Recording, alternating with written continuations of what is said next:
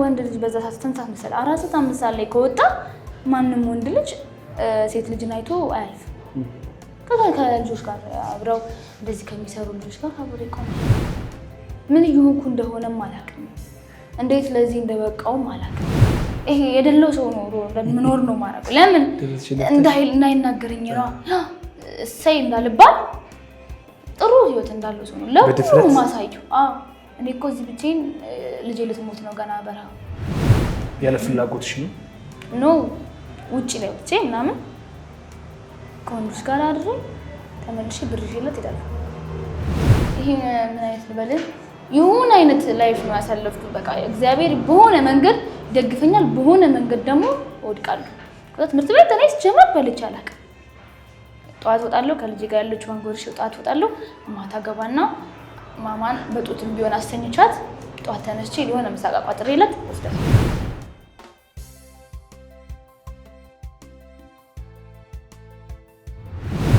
በዚህ ሁሉ ነገር ውስጥ ምን አየው መሰለህ ማንንም አለመጠበቅ በቃ ራስህን ብቻ ተማምነህ እና እግዚአብሔርን ተማምነህ መቀጠል ከሰው ምንም አለመጠበቅን ተማርኩበት በዚያ ህይወቴ ማለት ነው ምንሆንሽ አይዞሽ ይሁን ችግር ነበር እንዴ የተነሽ የሚለኝ ሳይሆን ደውሎ የሚሳደብ እንትን የሚል ሰው ነው የበዛው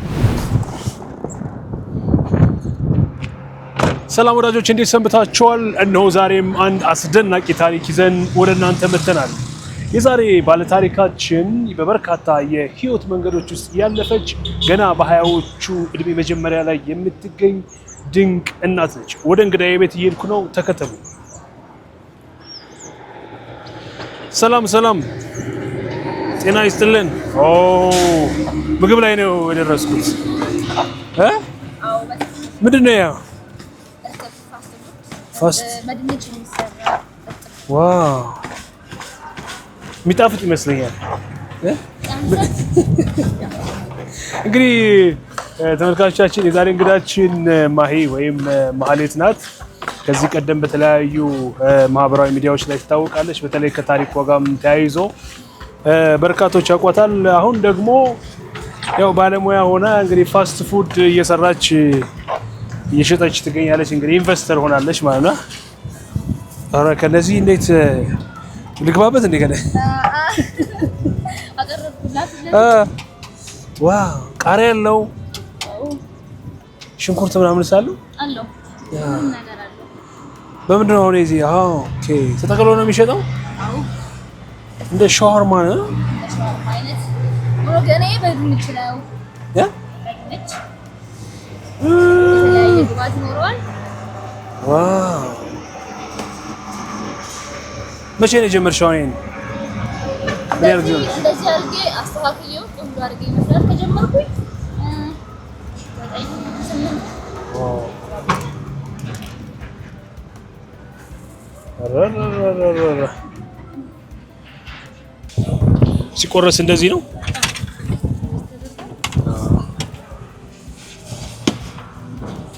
እና አሁን የሚሸጠው ባንዱ በዚህ ጥቅሉ ነው ባንዱ ጥቅል ነው የሚሸጠው አሁን ይሄ ጥቅል ይሄ ተቆርሶ 150 ዋው አሁን ብቻሽን ነው የምትሰሪው ምን ያህል ሰዎች አትሻለ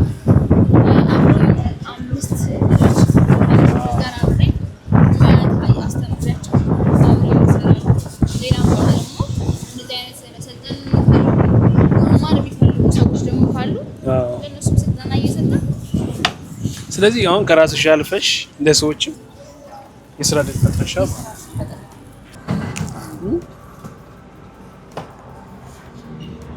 አሁን ይላፍላ ተመልካቾች ከማይ ጋር ወደ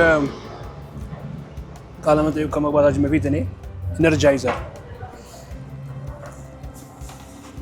የገና በዓል ልዩ ስጦታ ከቴምር ሪል ስቴት 35% ልዩ ቅናሽ በአዳዲስ ሳይቶቻችን ላይ ማለትም ለኢንቨስትመንት አዋጭ ለመኖሪያ ምቹ በሆኑት በሳር ቤትና ከ4 ኪሎ ቤተ መንግስት በሆነችው አዋሬ ላይ ዘመናዊ የመኖሪያ ቤቶችን ከባለ 1 መኝታ እስከ ባለ 3 መኝታ 100% ለሚከፍሉ ደንበኞች ባለ 1 መኝታ በ5 ሚሊዮን 900 ሺህ ብር፣ ባለ 2 መኝታ በ8.5 ሚሊዮን ብር፣ ባለ 3 መኝታ በ9.4 ሚሊዮን ብር በአጠቃላይ ክፍያ አሊያም በረጅም ጊዜ አከፋፈል ያለምንም ወለድ የሚከፍሉበትን አማራጭ አዘጋጅቶላቸዋል። በተጨማሪ በቃሊቲ ቅርብ በሆነችው ገላን ላይ የንግድ ሱቅ በ500 ሺህ ብር ቅድመ ክፍያ ብቻ ለገና ስጦታ ይዞላችሁ መጥቷል። ታዲያ የገና ስጦታ ሳያመልጦ በ0909986698 ላይ ይደውሉ። ቴምር ፕሮፐርቲስ።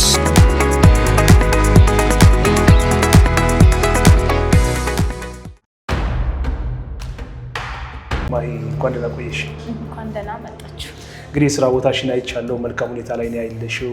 በዚህ አጋጣሚ እንኳን ደስ ያለሽ። እንግዲህ ተመልካቾቻችን ሊጠይቁ ይችላሉ፣ ማህሌት ማነች? ማህሌት ምንድነች? ከየትስ ተገኘች? የሚል ጥያቄ ሊጠይቁ ይችላሉ እና እስኪ ስለ ራስሽ በምንድን ነው ከዚህ ቀደም በርካቶች የሚያውቁሽ? በዚህ እንጀምር እስኪ።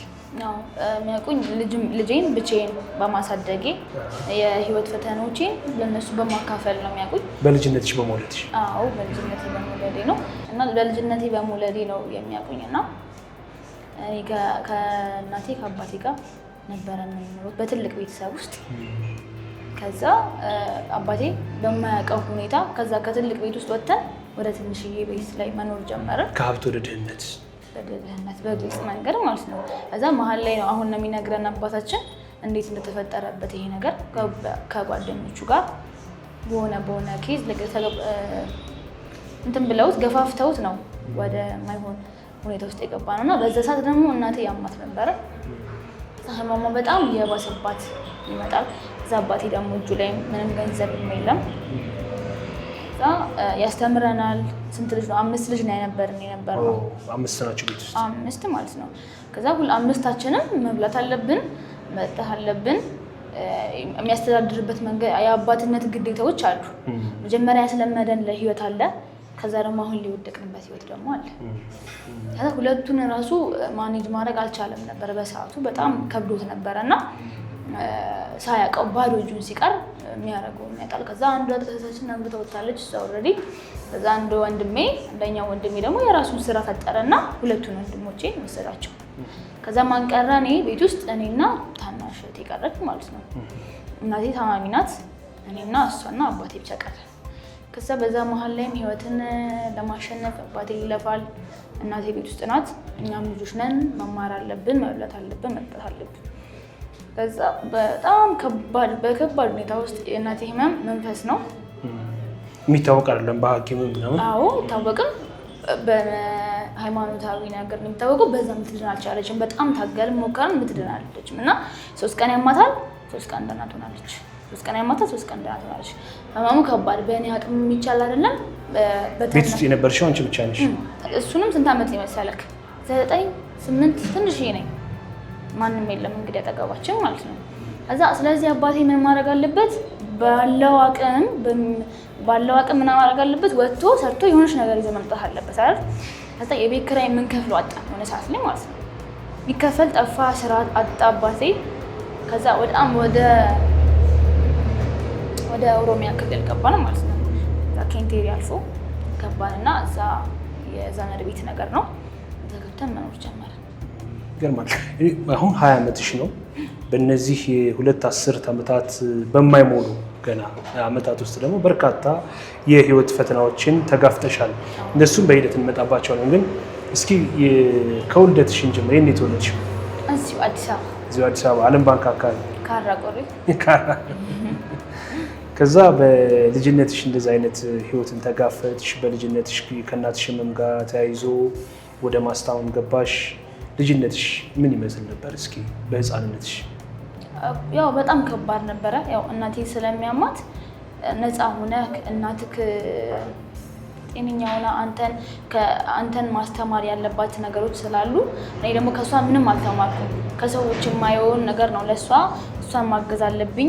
እሷ በሚያማስክ ሰዓት ላይ አብሬያት መቀመጥ አለብኝ። እሷን ማስተማም አለብኝ እና ይሄ ጨዋታ ምናምን አይደለም።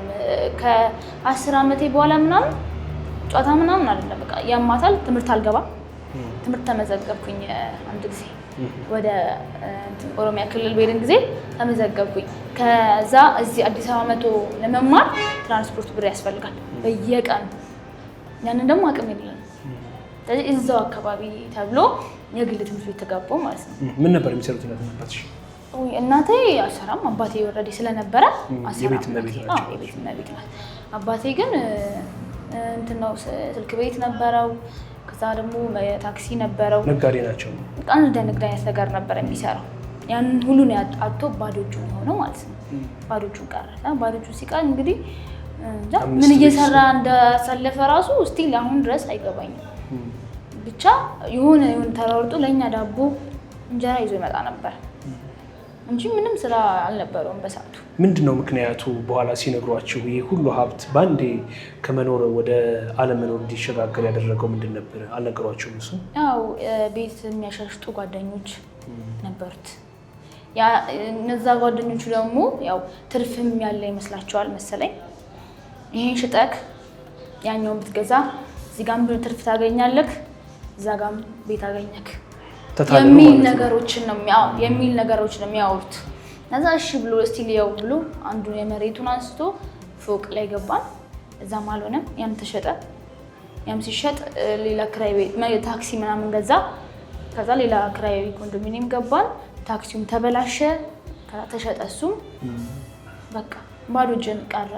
እንደዚህ በመውጣት በመታለል እያንዳንዱን ነገር አጣ። እዛ በዛ ሰዓት ላይ ደግሞ የእናታችሁ ህመም ተጨመረ። የህመም ጭንቀትን ሲጨመርባት በጣም ያማታልና እሱን ነገር አጣን። ከዛ ትምህርት ቤት ተመዘገብኩኝና የግል ነው 250 ብር ነው የሚከፈለው በወር። ከዛ እገባለሁ አንድ ቀን አልገባም። አንድ ቀን ገብቼ 3 ቀን አልገባም። ምንድነው ይሄ የሚያመጣው? እናቴ ስለምታመም አባቴ ቁጭ ብሎ ማስተማም አይችልም። ምክንያቱም ወጥቶ የሆነ ነገር ሰርቶ ማምጣት አለበት። ወንድሞቼ ምናምን አያውቁም፣ የሉበትም እዚህ ነገር ውስጥ። የራሳቸውን ህይወት እየኖሩ ነው። አያውቁም። ማን ያለው የምንጋፈጠው እኔና ትንሿ እህቴም ደግሞ ከእሷ ጡት ትፈልጋለች። ገና ጡት ትፈልጋለች። እዛ እኔ ብቻ ነኝ ያለሁት ምራራጠው እንትን የምለው እኔ ብቻ ነበርኩኝ። እና ከዛ ትምህርት ቤት 2ኛ ወር ደረሰ። የሚከፈል ጠፋ። ከዛ 250 ብር ማለት ጠፋ። 250 ብር ሲጠፋ አቆምኩኝ ትምህርቴና ቤት ቁጭ አልኩኝ። በክፍያ ችግር በ250 ብር ክፍያ ችግር ምክንያት። አሁን እኮ ነው ቅርብ ጊዜ እኮ ነው እንግዲህ 10 ዓመት የለም ምናምን ከተባለ ብቻ ቅርብ ጊዜ ነው ለኔ። አሁን ነው ይመስለኝ ሁላ። እና ይወጣና አባቴ በባዶ ሆዱ በእግሩ እዚህ ካራ ድረስ ይመጣና 10 ብር ይዞ ይመለሳል። በእግራቸው 10 ብር ይዞ ይመለሳል። ለምን 10 ብሩን መጥቶ ለኛ ሰጥቶ አንድ እንጀራ ለማብላት ማለት ነው። ከዛ ምግብ ያስፈልጋታል እናቴ፣ ጭንቀት አትፈልግም። እኛ አለን መብላት አለብን። በጣም ነበር የሚጨንቅ የሚያስቀይም ህይወት ነበር። ማንም የለም ከጎናችን። ያውቃሉ ሁሉም እኮ ግን ማንም የለም ከጎናችን። ዘመድ አልነበረም ወይም የአባትሽ ወይ የእናት ዘመድ? ሁሉም ለመውቀስ ነበረ። አባቴን አየክ ለምን እንደዚህ ሆነ፣ እንዲህ ቢያደርግ ኖሮ ይሄ የቤተሰብ የትልልቅ ሰዎች ወቀሳ አለ አይደለ? ያንን ነው እንጂ ወደ መፍትሄው የሚሄድ ሰው አልነበረም በሰዓቱ። ለወቀሳ ነበር የሚጨርቁት። ሀብት ንብረት ተሸጠ በዛ ምክንያት የመጣ ነው የሚል ነገር ነው። ወቀሳ ብቻ ነው የተረፈን ማለት ነው። ከዛ በጣም በብዙ ችግር አለፍን እዛ። እኔ በዛ ልጅነቴ በየሱቁ እየዞርኩኝ ዱቤ ነው የምጠይቀው። ነገ እመጣለሁ ያምኑኛል። በጣም እንትን ስለምላቸው ይሰጡኛል። ህፃን ነሽ እንዴት ብለው ያምንሽ? ይሰጡኛል። ይሁን አሳዝናቸዋለሁ። ታውቃለህ፣ አንደኛ ኮንፊደንስ የሚገርማቸዋል። ፌስታል ይዤ እንጀራ ስጡኝ እላለሁ፣ ይሰጡኛል። ነገ እመጣለሁ እከፍላለሁ እላለሁ በዛች እድሜ ማለት ነው። ከዛ አንተቼ ቤት ውስጥ አደርጋለሁ ምናምን እንዳይጨነቅ። የበለጠ ደግሞ አባቴ ደግሞ ውሃ ለማምጣት ከሰልም የለም የሆነ ነገር እኮ አብስላ እንሰራበት ነገር ያስፈልጋል። የለም ሄጄ ታች ዳገት አለ፣ በጣም ረጅም ዳገት አለ። እዛ ሄጄ እንጨት ተሸክሜ በዛች እድሜ እንጨትና ጄሪካን ተሸክሜ እመጣና ቤት ውስጥ የሆነ ነገር አብስዬ እንትን እላለሁ። 5 ሊትር ጄሪካን ተሸክሜ የመጣው ግን ለሁላችንም ይበቃል። እንደዛ አድርጌ ነበር ያሳለፍነው። ከዛ እናቴ በጣም ህመማን እየባሰ መጣ። እዛው ቤት አረፈች። ስንት ዓመትሽ ነበር አንቺ? 11 አዎ። በቃ ሰው ከዚህ ከአዲስ አበባ ከወጣችሁ ብዙ አልቆዩም። አዎ 2 ዓመት። ከ2 ዓመት በኋላ አረፈች ሰበብ። ከዛ ሁሉ መጡ። ሁሉ የት ነው የተባለ ሰው በሙሉ ሁሉ እዛ ሌሊት 1 ሰዓት ላይ ነው ምናምን ያረፈችው ናት። ሰዓቴ ማለት ነው። በቁማቸው ያልጠየቋቸው 4 ሰዓት ግቢያችን ሰው መጥቶበት እየተራብን ያለቀስንበት ውጪ ሳር ላይ ቁጭ ብለን የዋልንበትን ጊዜ ያሳለፍንበት ግቢ ሰው አይቼበትም አላውቀው። ይሄ ቤቱ እንዴት አይነት ቤት መሰለ? እንደ እንትን ነው፣ ጫካ ነው። በቃ የመጨረሻው ቦታ ላይ ነው። የመጨረሻ ቦታ ማለት መቃብር ያለበት የሙስሊሞች መቃብር ያለበት ጫካ ነው። ከመቃብሩ ጀርባ ምን አለ? ጫካ ነው። ጥቅጥቅ ያለ ጫካ ነው። ጅቦች አሉ፣ እንስሳቶች አሉ። ሪል ታያቸዋለህ። ጠዋት ብትወጣ ጠዋት ራሱ ያልፋሉ። በደንብ ነው የምታያቸው። ከሱ ከመቃብሩ ይሄ መንገድ ነው፣ ቀጭን መንገድ። ከሱ የኛ ቤት ነው ያለው። ስንት ቤት እኛ የሆኑ ጎረቤቶቻችን አሉ። 3 ነን። 3 መደዳ ነን ያለነው። ሌላ የለም። በጣም የሚያስፈራ በጣም አስበው። መቃብር ስፍራ ነው። ትንሽ የቀጭን መንገድ አለች። እኛ ያለነው ከኛ ጀርባ ምን አለ? ጫካ ነው። ስለዚህ ማታ ራሱ መቃብር ቦታ እያለፍሽ ያየካቸው ታልፎ በራችን ጋር መጥቶ ተቆፍሮ ይቀበራል። ኖርማል መቃብር ቦታ ነው ይኖር ነው ማለት ነው። እንደዛ አካባቢ ነበርና በዛ ሰዓት ላይ ምንም የለም። ህዝቡ ብቻ የኛ ቤተሰቦች ብቻ ናቸው ያሉት። ምን ትላለህ? በችግራችን ሰዓት አልነበሩም። ቢኖሩም በወሬ ነው የነበሩ፣ በወሬ ደረጃ ነበር የነበሩት። ሰው በሚያስፈልጋችሁ ሰዓት ሰው አላገኛችሁም? ድጋፍ በምትሹ ሰዓት አልነበረም፣ ማንም አልነበረም። እውነቴን ነው የምልክ፣ በጣም ከባድ ጊዜ ነበረ። አባቴ ዘመዶቹ ቤት ሄዶ ቢርበው በልተሃል? አዎ በልቻለሁ ነበር የሚላቸው። የዚህን ያህል ነበረ እንትናችን፣ የእኛም ቀረቤታ ማለት ነው። ከዛ በቃ መጣን ወደ አዲስ አበባ። እኛ ጋር ነው የሚቀበሩ ምናምን ተባለ። የእናቴ ቤተሰቦች ጋር ተቀበርን። እዛ ወደዚህ ወደ አዲስ አበባ መጣን የተቀበሩት። ካረቆሬ መጣን ተቀበሩ ምናምን። ከዛ እኔ ዘመዶቼ ቤት ነበርኩኝ። አባቴ ያኛውን ቤት ለቆ፣ ምክንያቱም ብቻችንን ልንሆን ነው። እኔ እህቴ እና አባቴ ቀረ። የቀራችሁትን ቤተሰብ በእናት ሞት ምክንያት ተበተነ ማለት ነው። ተበተን በቃ እኛ ብቻ ሆነን ሁለታችን የነበርነው እኛ ነን። እናታችን ስትሄድ ደግሞ 3 ሆነን ማለት ነው። ከዛ ምን ተደረገ? እዚህ ትንሽ አንድ ክፍል ቤት ተከራይቶ አባቴ መኖር ጀመርም ማለት ነው። ምን አለበት አባቴ ብስጭት አለበት። እንዴት እንደዚህ ተፈጠረ ብሎ ያስባል። በቃ እሱ ለብቻው የሆነ ዲፕሬሽን ውስጥ ነው ያለው። ተስፋ አለመቁረጡ ራሱ እኔ ስቲል እስካሁን ድረስ ይገርመኛል። በጣም ብዙ ነገር ነው አሳልፎ አሁን ያለበት ከደረሰው። ከዛ እዚህ ላይ ምን አረጋ መሰለ? ሌሊት እየወጣ ጥበቃነት ጀመረ። ከዛ ደግሞ እኛ ደግሞ እየተማርን መኖር ጀመርን፣ አዲስ አበባ ማለት ነው። አሁንም ማንም የለም። ተቀበረች እናት ቀረ፣ ማንም ቀረ። ወደዛ መሄድ የለም። ከዛ ማንም አይመጣም። አሁንም ይመጣ የለም እኛ ጋር። አሁንም ወደዛ ተመልሳችሁ አልሄዳችሁም? አልሄድንም። መጣን በቃ አቆመ ማለት ነው። እዛ ጋር የዛኛው ታሪክ አቆመ።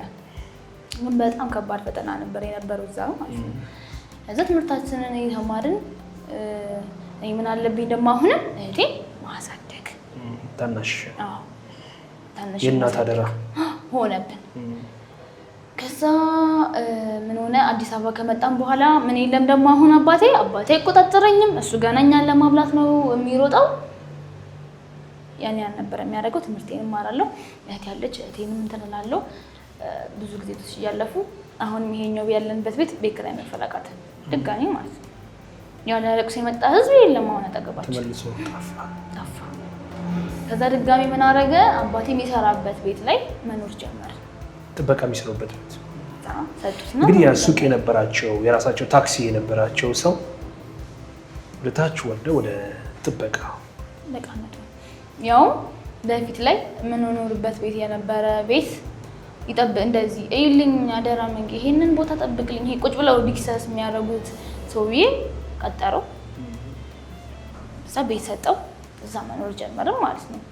እዛ በምንኖርበት ሰዓት ደግሞ እኔ የሚቆጣጠረን የለም። አባቴ ብቻ ነው ያለው፣ እህቴ ናት ያለችው። ማንም ወንድሞች አሉ እንግዲህ 3 ትልልቅ ወንድሞች ያሉ የራሳቸው እንዴት መሰላም ናማራችን ደግሞ አሁን የሆነው ማለት ነው። አሁን እዚህ ጋር እኛና እነሱ ትንሽ ከዚህ እንዴት ልበል ቅርብ ለቅርብ እንደዚህኛ እንደዚህ እነሱ ናቸው ሆነው የለም መጠያየቅ። የት ነሽ ማሂ የት ነሽ እንዴት ሆንሽ የለም ማንም የሚለኝ የለም ብቻዬን ነኝ። ከዛ ጓደኞች ምናምን ኖሩኝ። ከዛ መሀል ላይ ትምህርት ተዘጋ ረጅም ጊዜ 1 ዓመት ምናምን በኮቪድ ሰዓት ተዘጋ። ያ ሰዓት ላይ አሁን ልጄን የወለድኩበት የልጅ አባቴ የሆነው አገኘሁት። በዚህ ችግር ምክንያት ደግሞ ፍቅር ተጨመረ አገኘሁትና ከዛ ምንድነው አባቴ በተገናኘንበት ምክንያት እኔ ቤተክርስቲያን አገለግል ነበረ እና በዛ ቀን ተበሳጭቶ ይሁን እስቲል አሁንም ድረስ አይገባኝም እና አምሽቼ መጣሁ።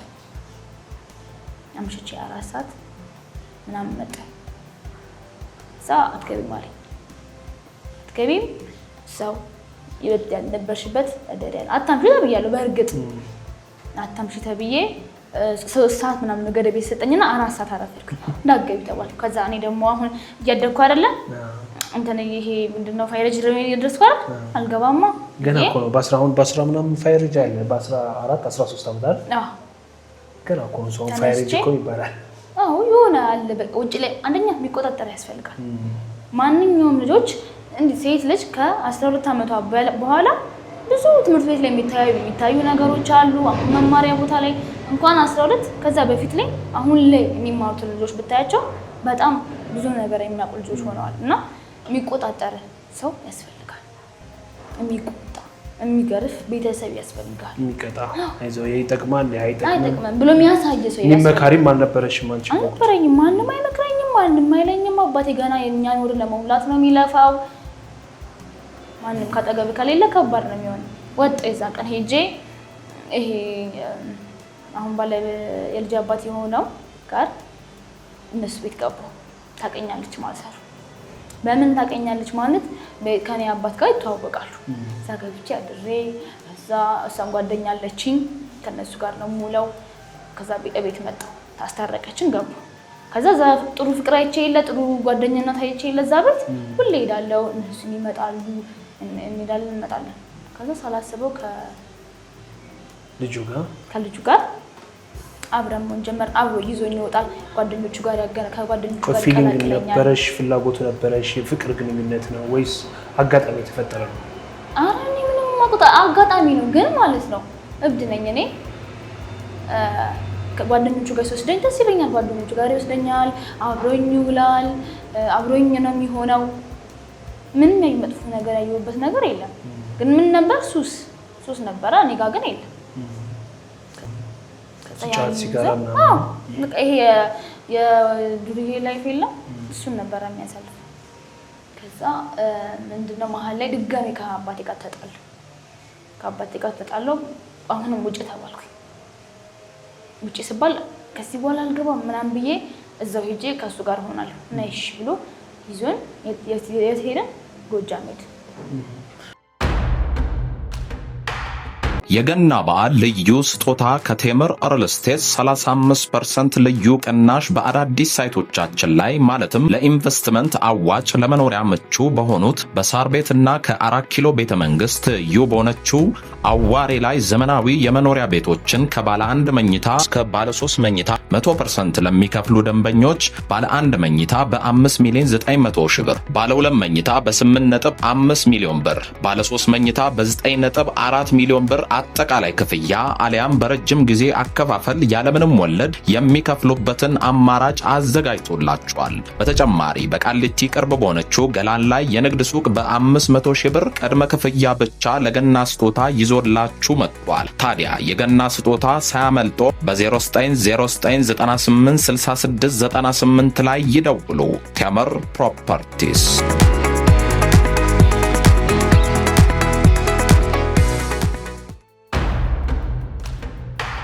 እኔ ግን አሁን ለምሳሌ ታናሽትሽ አንቺ ጋር ነበረሽ። ከእናታችሁ ካለፈች በኋላ ታናሽችን አንቺ ነበረሽ የምትንከባከቢው። አሁን አንቺ ደግሞ ወደ ሌላ ግንኙነት ውስጥ ገባሽ። አባትሽ በዛ ሂደት ውጭ አሉሽ። ታናሽትሽ ሁኔታስ እንዴት ነበረ? ማን ነበር የሚንከባከባት? አሁን አባቴ ፊት ለፊት ነን ያለ ነው እና እኔ ደግሞ እኔ ወጣ ስል አባቴ ያለ ፊት ለፊቷ ታያለች እኮ እኔ ማረገውን ነገር ታያለች። አብራኝ ናት። ለሱ ያለኝ ነገር ለሱ ማረጋው ነገር ምንም አልቀረም። የተሳሳትኩ ነገር አለ ነው እንጂ ለሷ ማረግላት ነገር ምንም የቀነስኩበት ነገር አልነበረም። ከአባቴ ጋር ስጣላ እኔ እሞታለሁ፣ እሱም ውጭ ይለኛል፣ እኔ እሞታለሁ። ከዛ ተነስተን ሄድን ጎጃም ሄድ። እዛ በኋላ ያለው ነገር ነው ለኔ በጣም የከበደኝ ራሴን የወቀስኩበት ብዙ ጥፋት ምን አለ ሰው አጠገቤ ምን ያህል በፍቅር ግን ቆይታችሁ ነው ወደ ጎጃም ሄዳችሁት? ምን ያህል ጊዜ ቆያችሁ ከዛ በፊት? 3 ወር ምናምን እኮ ነው። የፍቅር ግንኙነት እኮ አይደል ሊባል አይችልም። የፍቅር ግንኙነት አይባልም እሱ መላመድ ነው። ይሄ መላመድ ነይ እንሂድ ምናምን ሰው የለኝም ማለት ነይ እንሂድ ሲለኝ መሄድ አብሮ ከጓደኞች ጋር ማውራት መሳቅ ስለምፈልግ ያንን በማሰብ ነው የሄድኩት። ከዛ ወንድ ልጅ አይደለም እንጂ የፍቅር ስሜት አልነበረሽ? ምንም አላቆም ምንም በቃ ሲኖር ደስ ይለኛል፣ አብሬ መሆን ደስ ይለኛል። ከዛ እዚህ ጋር አባቴ ለኔ የበደለኝ አይደለም የሚሰማኝ የበፊቱን ነገሮች ያሳቀኝ። ለምን ከልጅነቴ እንደዚህ ያልሆንኩ ለምን ወንድሞቼ ጋር አይፈልጉኝም? ለምን ዘመዶች እኛን አይጠይቁንም? ይሄ የሆነ ብሶት አለብክ። የወንድምሽንና የወንድሞችሽንና የአባትሽን ፍቅር ከሱ ያገኘሽ መሰለኝና አብረን ሄድን። እዛ ነው ብዙ ነገር ላይ ለኔ ብዙ ቻሌንጆች ያሳለፍነው እዛ ነው። እና ኮበለሽ ከአዲስ አበባ ኮብላችሁ ወደ ባህር ዳር ሄዳችሁ ወደ ጎጃም ሄዳችሁ ሄድና እዛው ለመኖር ነው ወይስ ከዛ በፊት ተነጋግራችኋል? በቃ አብረን እንኖራለን ከዚህ በኋላ ትዳር መሰረታዊ የሚል ነገር ነበራችሁ ወይስ ዝም ብለሽ በቃ እንሄዳለን? ሄድ ከዛ አባቴ አወቀ ከሱ ጋር አብሬ ውሎ እንደምውል ያውቃል፣ ምን እንደሚያደርግ ያውቃል፣ ከማንጋሮች ጋር እንደሚውል ያውቃል። እና ሁለተኛ ከሱ ጋር እንዳትሆኝ ሲለኝ ደበረኝ። እንዴት እንደዚህ አለኝ ነገርኩት። ከዛ አረ እንደዚህ ከሆነ እኔ ልታሰር እችላለሁ በሚል ይዞኝ ሄደ። እኔ ደግሞ ሔዋን ስላልደረሽ ይዞኝ ከ18 ዓመት በታች ስለሆንሽ ከዛ አባቴ ደግሞ እዚህ እኔን እያስፈለገኝ ነው። ያን በማሰብ ሄደ። ከዛ እሱ ደግሞ ክስ ነበረበት። ክስ ማለት ነው መጀመሪያ የተሰራ ወንጀል አሁን ታሰረበት ወንጀል ስለነበረ እዛ ሄደ ከክሱም ለማምለጥ ማለት ነው። እዛ ያለን ነው በደንብ ያሳየኝ ማንነቱን። ያደገበት ሀገር ነው እሱ ተወልዶ ያደገበት ሀገር ነው። በጣም ብዙ ጓደኞች አሉት እና ምንም የለውም፣ እጁ ላይም ብር የለውም፣ ምንም የለውም። እና ከዛ እዛ ያለን በደንብ አድርጎ ሴትነትን ተጠቀመበት። እዛው ይሄን ነገር እንኳን ለሰው እንኳን ሚዲያ ላይ አሁን ያለውበትን እንድነግርህ ብዬ ነው ይሄኛውን ማነሳለህ እንጂ ማንም አያውቅም። እስቲል አሁን ድረስ ዛሬ ነው ማወራው ይሄንን ነገር በደንብ አድርጎ ሴትነትን ተጠቀመበት። ያለ ፍላጎትሽ ነው ኖ ውጪ ላይ ወጥቼ ምናምን ከወንዶች ጋር አድሬ ተመልሼ ብር ይዤለት እሄዳለሁ። ማንም አያውቅም። ዛሬ ነው ማወራው ለራሴ ራሱ ደግሜ ያልነግሮም የተዘጋ መዝገብ ከሱ ውጪ ማለት ነው። አዎ ከዛ ደግሞ ማለት ነው ከገባው በኋላ እቤት ከገባው በኋላ የሆነ የጥላቻ ፊት ታውቃለህ። ራሱ እኮ ነው የሚልከኝ ቁጭ ብሎ አረቄ ቤት እየተቃመ እያጨሰ። እኔ ደግሞ ይደብረኝ የለ ቤት ውስጥ እንትን ነው ቤቱ በጣም ያስፈራል። የምንኖርበት ቤት ያስፈራል። እዛ ወስዶኝ የምንኖርበት ቤት ያስፈራል። ለመመለስም አንደኛ ሀገሩን አላውቅም፣ ወደ አዲስ አበባ ተመልሼ ለመምጣት። ሁለተኛ ብር የለኝም። ሶስተኛ ምን ብዬ እመጣለሁ? ለአባትሽ ምንም ብዬ ልመጣ አልችልም። ተስፋ ቆርጫለሁ። ወረዲ ታውቃለህ፣ ተስፋ ቆርጫለሁ። ተመልሼ የምመጣበትን መጥቼስ ማን ጋር እገባለሁ? እስቲ ዛሬ ነገ እያልኩኝ ቆይቻለሁ እሱ ጋር ታውቃለህ። ከዛ እሱ የተጃጨሰ እየቃመ የሆነ ቦታ ላይ አንቺ ከወንዶች ጋር ታድሪያለሽ፣ የምታገኘውን ብር ለሱ ትጫለሽ። ከዛ ደግሞ እንደሚወደኝ ያስመስላል፣ እንደሚወደኝ ያደርጋል ታውቃለህ። በቃ እንደዚህ እኮ አስብልሻለሁ ይሄ የሚናገራቸው ነገሮች የሉ ያወራል። ልክ ነገ በነጋታው እዛ ሄዶ ጫካ ከቃመ በኋላ የሚጠጣበት ስለሌለው ሂጂ እጠብቅሻለሁ በዚህ ጋር ይለኝና ቁጭ ብሎ ያየኛል። እኔ እዛ ሂጄ ያቆማለሁ። ማለት ሰዎች ጋር ነው የሚልክሽ ወይስ መንገድ ላይ ወጥተሽ ነው? ሂጂ እዛ መጠጥ ቤቶች አይጠፉም አይደል? ሂጂ እዛ ጋር ቆሚ ይለኛል። ከዛ ወንድ ልጅ በዛ ሳስተንታ መሰለ አራሰት አምሳል ላይ ከወጣ ማንም ወንድ ልጅ ሴት ልጅን አይቶ አያልፍ። ከልጆች ጋር አብረው እንደዚህ ከሚሰሩ ልጆች ጋር አብረው ይቆማሉ። ምን እየሆንኩ እንደሆነም አላውቅም፣ እንዴት ለዚህ እንደበቃውም አላውቅም። እዛ ከዛ በዚህ ልክ እንደዚህ ያሳለፍን ተመለስ አለቅሳለሁ ባለቅስም ማንንም አይሰማኝም ምን ያህል ጊዜ በዚህ ሁኔታ ውስጥ አለፍሽ አንድ ወር ከዛ ተመለስን ወደዚህ ተመልሰን መጣን ኦሬዲ እኔ ተስፋ ቆርጫለሁ ያለሁበትም አይገባኝም ምን ይሆንኩ እንደሆነ አላቅም ራሴን አላቅም ዝም ብዬ ነበር መኖረው ዝም ብዬ ማለት ባለኝ እሱ ባሳየኝ መንገድ እሱ ትክክል ነው ለኔ እሱ የሚያሳየው መንገድ ትክክል ነው እሱ የሚለኝ ነገር ትክክል ነው ለኔ እና መከተል እሱ የሚለኝ ማድረግ እንደዚህ አድርጊ እሺ እንደዚህ አድርጊ እሺ በዛ ነበር የምናደርገው ሌሎች ወንዶችም ጋር ሄደሽ ታድሪያለሽ እሱም ጋር ታድሪያለሽ አዎ አድራለሁ እመጣለሁ ማንንም አያውቅም ይሄንን ነገር ታውቃለህ ለራሴም አልደግመውም በዚህ ልክ ራሴን እንትን ማለቴ አላውቅም እዛ መጣን እዚህ ከዛ ስንመጣ ማዘሩ አለች እሱ ማዘር እንድንኖር የሆነ ያህል ብር ሰጠችው ሹፌር ነበረ ባጃጅ ሹፌር ነበረ እሱ በሰዓቱ ማለት ነው ከዛ የሚሰራበት ባጃጅ ተሽጦ የሆነ ያህል ብር ተሰጠው እዚህ ኑሩ ተባልን ማለት ነው እሺ ብለን መኖር ጀመርን ቤት ትንሽ ቤት ተከራይተን ከዛ ማማ ተረገዘች እዚህ ነው የተረገዘችው እዚህ ተረገዘች ከዛ ከመጣን በኋላ እዚህ ተረገዘች እዚህ ተረገዝ እናቷ አለች የሱ እናት ፍቅር ነው እኔንም ያቆየኝ እንጂ ራሴን አጥፍቼ የለሁም ሞቻለሁ እኔ እስከዛሬም አሁን ማሂ የምትባለው ልጅ አትኖርም ነበር እዛ ባደረግሽው ነገር እዛ በጣም ብዙ አይነት ነገር እኮ ነው አሁን እቺን ነገርኩ እንጂ በጣም ብዙ አይነት ለምሳሌ አሁን ቁጭ ብለን የለም የሆነ ቦታ ላይ አንድ ወንድ መጥቶ አየኛ አንቺ ነሽ የሆነ ነገር ብለሽ ተብዬ ማታ ደና ወቅጥቅጥ ያደርገኛል በዚህ ከዛ ይሄ እየተሰ ምናምን ይሄ ፊልም የሚመስል ህይወት ነበር ያሳለፍኝ ነው ታውቃለህ ማንንም የሚሰማኝ የለም ኦሬዲ ቤተሰቦቼን አጥቻለሁ መጀመሪያም የሚሰሙ ቤተሰቦች አልነበሩንም ችግር በነበርንበት ሰዓት ላይ ከዛ ደግሞ አሁን አባቴ ያለኝን አባቴን አስቀይሜ ነው የወጣሁት ወዴትም ሄድ አልችልም ኦሬዲ እጁ ላይ እንደገባ አውቋል እሱ ከዛ ያው እዚህ ከመጣን በኋላ ደግሞ ከማማ ተረገዘች እዛ የኖርን ማዘሩ አለች ትመጣለች አይዞሽ ትለኛለች እሱ ይወጣል ይሄ ሱሱን ነው በቃ የሚያደርገው ልብላ ተጠጣ ምንም ችግር የለበትም ግን ደግሞ ይመጣና የሚለኝ ነገር ይኖራል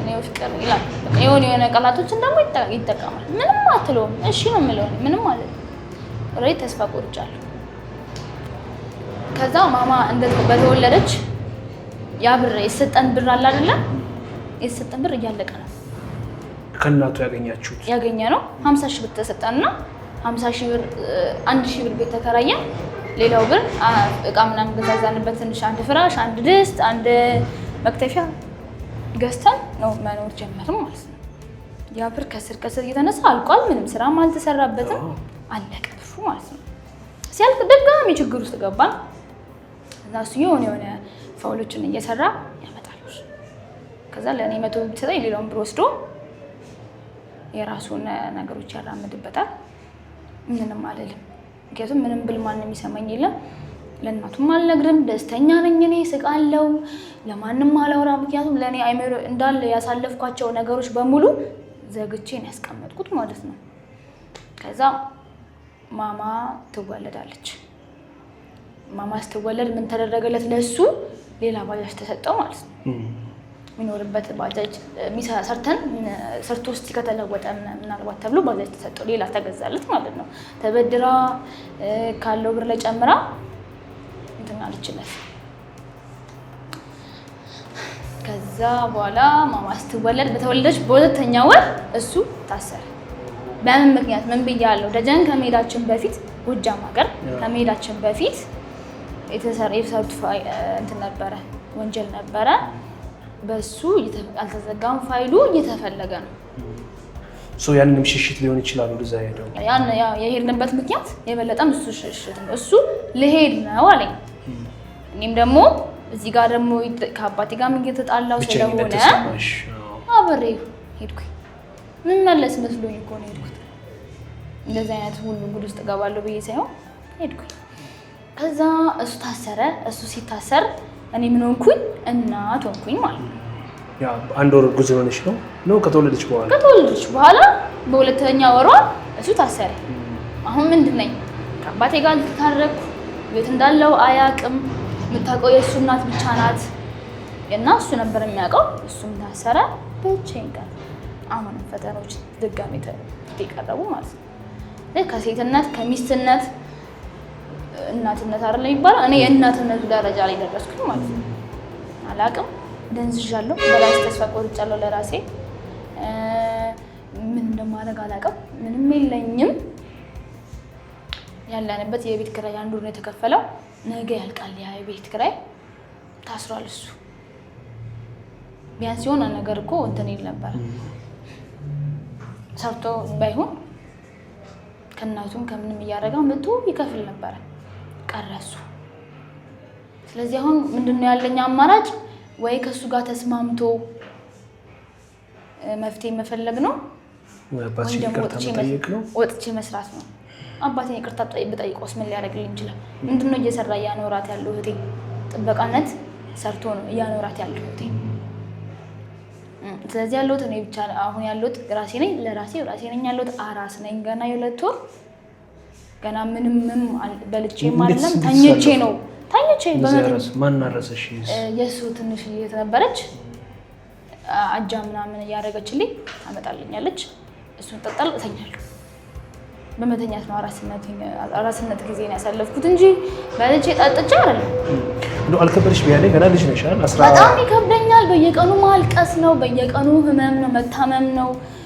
ብርድ ምናምን ይመታኛል። ከዛ እየተንቀጠቀጥኩ እተኛለሁ። ምንም ማንም እኮ የለም። ሰው ሲኖርህ ነው ህመምህን የምትናገረው። አመመኝ እንዲሆንኩኝ የምትለው እኮ ሰው ሲኖርህ ነው። እና ልጄን አቅፌ እያየኋት እየተንቀጠቀጥኩ ለጥ። ከዛ ውጭ ምንም ማድረግ አልችልም።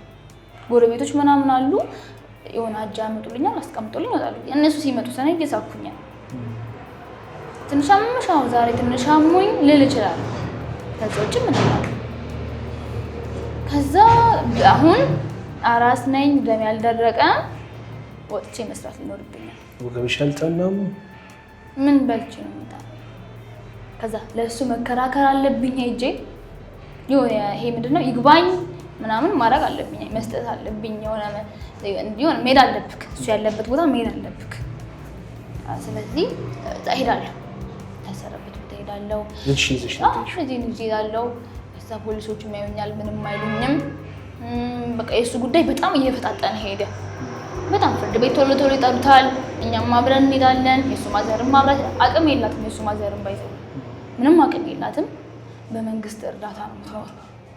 አቅም የሌለው ቦታ ላይ ያለሁት እኔ ማንንም ብጠይቅ ማንንም አይሰማኝም። በግራም በቀኝ ምንም የለም።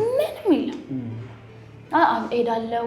በጣም እየፈጠነ መጣ የእሱ ጉዳዮች። ፍርዱ ሲሪየስ ሆነ ምናምን እና በቃ ሊፈረድበት ምናምን ሆነ።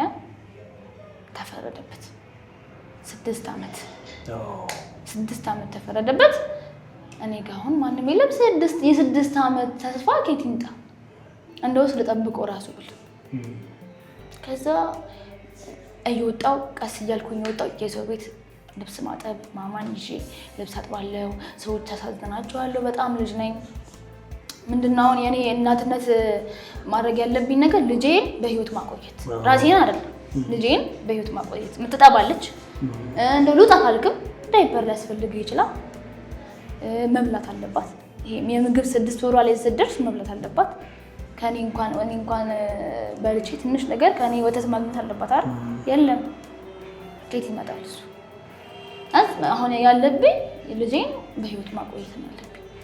ከዛ መሀል ላይ አባቴ ሰማ። ከአባቴ ጋር ተታረኩኝ። ከዛ አባቴ ጋር ተታርቄ አሁን ያለበት አባቴ ጋር በሄድም ዝም ብዬ አንድ እንጀራም ከእሱ አንድ እንጀራ ከእሱ አንድ እንጀራ እያመጣሁኝ እኔ እያጋጫችሁ እያደረግን እንላለን። በዚህ መሀል ማንን አመሰግናለሁ መሰለ? አካባቢዎቼ 2 ወር 3 ወር ይታገሱኛል። በጣም መልካም ሰዎች ናቸው። ይታገሱኛል። ከዛ እሱ ሲጠራቀምብኝ የእሱ ማዘር ነበረች፣ ከፈለችልኝ። ትንሽ እፎ ያልኩኝ። አሁን ደግሞ በድህነታቸው ላይ ሌላ ችግር ጨመራችሁ? ለባለቤትሽ እናት በደምብ ጨመርኩባት። ከዛ ከፈለችልኝ። እሱን እያደረኩ መኖር ጀመርኩ። አባቴ ጋር እየሄድኩኝ የሆነ ነገር እንጀራ ምናምን ይሄ በእሱንም የምቀበለው እኮ በሲስተም ነው። ይሄ የደለው ሰው ኖሮ እንደምኖር ነው ማረግ። ለምን እንዳይናገረኝ ነው እሰይ እንዳልባል ጥሩ ህይወት እንዳለው ሰው ነው ለሁሉ ማሳየው። እኔ እኮ እዚህ ብቻዬን ልጄ ልትሞት ነው ገና በረሃ አላሳይም ለማንም። ከዛ አባቴ እንዲላርግልሽ አባቴ አለኝ እኮ አባቴ ላይ በጣም እንዳሳዘንኩት ስላወቅኩኝ ድጋሚ እንዲያዝን ደግሞ አልፈልግም። የሆነ እንጀራ ምናምን ሲኖር እሱን ብቻ አንስቼ ወይ እንጀራ ስለሌለ ያረኩኝ አንስቼ አምጥቼ እዚህ ጋር ለልጄ አንድ እንጀራ ቢኖር አንድ እንጀራ ሶስቴን የምንበላው እኔ ባልበላም ለልጄ አደርግለታለሁ። ጎረቤት ያያል እኮ ይሄን ነገር አልናገር እንዳለው ሰው ነው ማለት እንዳለው ሰው ነው ማለት ሁሉ ጊዜ ማለት ነው። እዛ እንትን ገባሁ በወረዳ እንትን ስልጠና መጣና ሰልጥኜ ጥሩ ውጤት አምጥቼ አስተማሪነት ትምህርት ቤት ግሬድ ላይ ገባሁኝ ማለት ነው። ስንተኛ ነበር ያቋረጥሽው? ተውሽ 9 ግን በፈተና ነበረ ያ ስራ የሚገኘው። ከዛ በፈተና አለፍኩኝ። ግን ባላልፍ ይሻል ነበር መሰለኝ። ወጥቼ ሰው ማየቴ ጠቀመኝ እንጂ ምንድነው ተቀጥረ ነው የምሰራው። በወር ነው ደሞዝ። ልጄ አለች ዴኬር ማስገባት አለብኝ። የምትውልበት ያስፈልጋል። ማን አለ ታዲያ? ሰው እኮ የለም። ማን ይዘልኛል ታዲያ? አባቴ ጋር ለመጣት ነው። አባቴ እሰራለሁ። እሱ ጋር የእሱ እናት ጋር ለወስዳት ነው። የእሱ እናት ገና በወረዳ እርዳታ ነው የምትኖረው። እዛም ስትል ነው የምትኖረው። ሌሎች ውስጥ የኔ እህት ትንሽዬ ናት፣ የእሱ እህትም ትንሽዬ ናት። ዴኬር ማስገባት አለብኝ። ዴኬር 1000 ብር ነው። እዚህ ጋር የሚከፈለኝ 2500 ብር ነው። ቤት ኪራዬ 2500 ነው። እንዴት ነው የምሰራው? እሺ ብዬ ዝም ብዬ ገባሁበት። ልሞክረው በቃ ይኸውልሽ ይሄ ሞጣቱ ምናምን ፈልጌ ገባሁበት። ከዛ ሰዎች ነው ያለው፣ ከሰዎች ጋር ትውላለህ። ይሄ እኮ ጥፋት ነው ትባላለህ። ይሄ ነገር አለ እኮ ይሄን ስባል እኔ ወደ ድሮ እየተመለስኩኝ መጣሁ። ወደ ራሴ እየተመለስኩኝ መጣሁ። እየተረጋጋሁ መጣሁ። እንዴ እኔ ያሳለፍኩት ህይወት ምንድን ነው? እኔ ያደረኩት ነገር ምንድን ነው?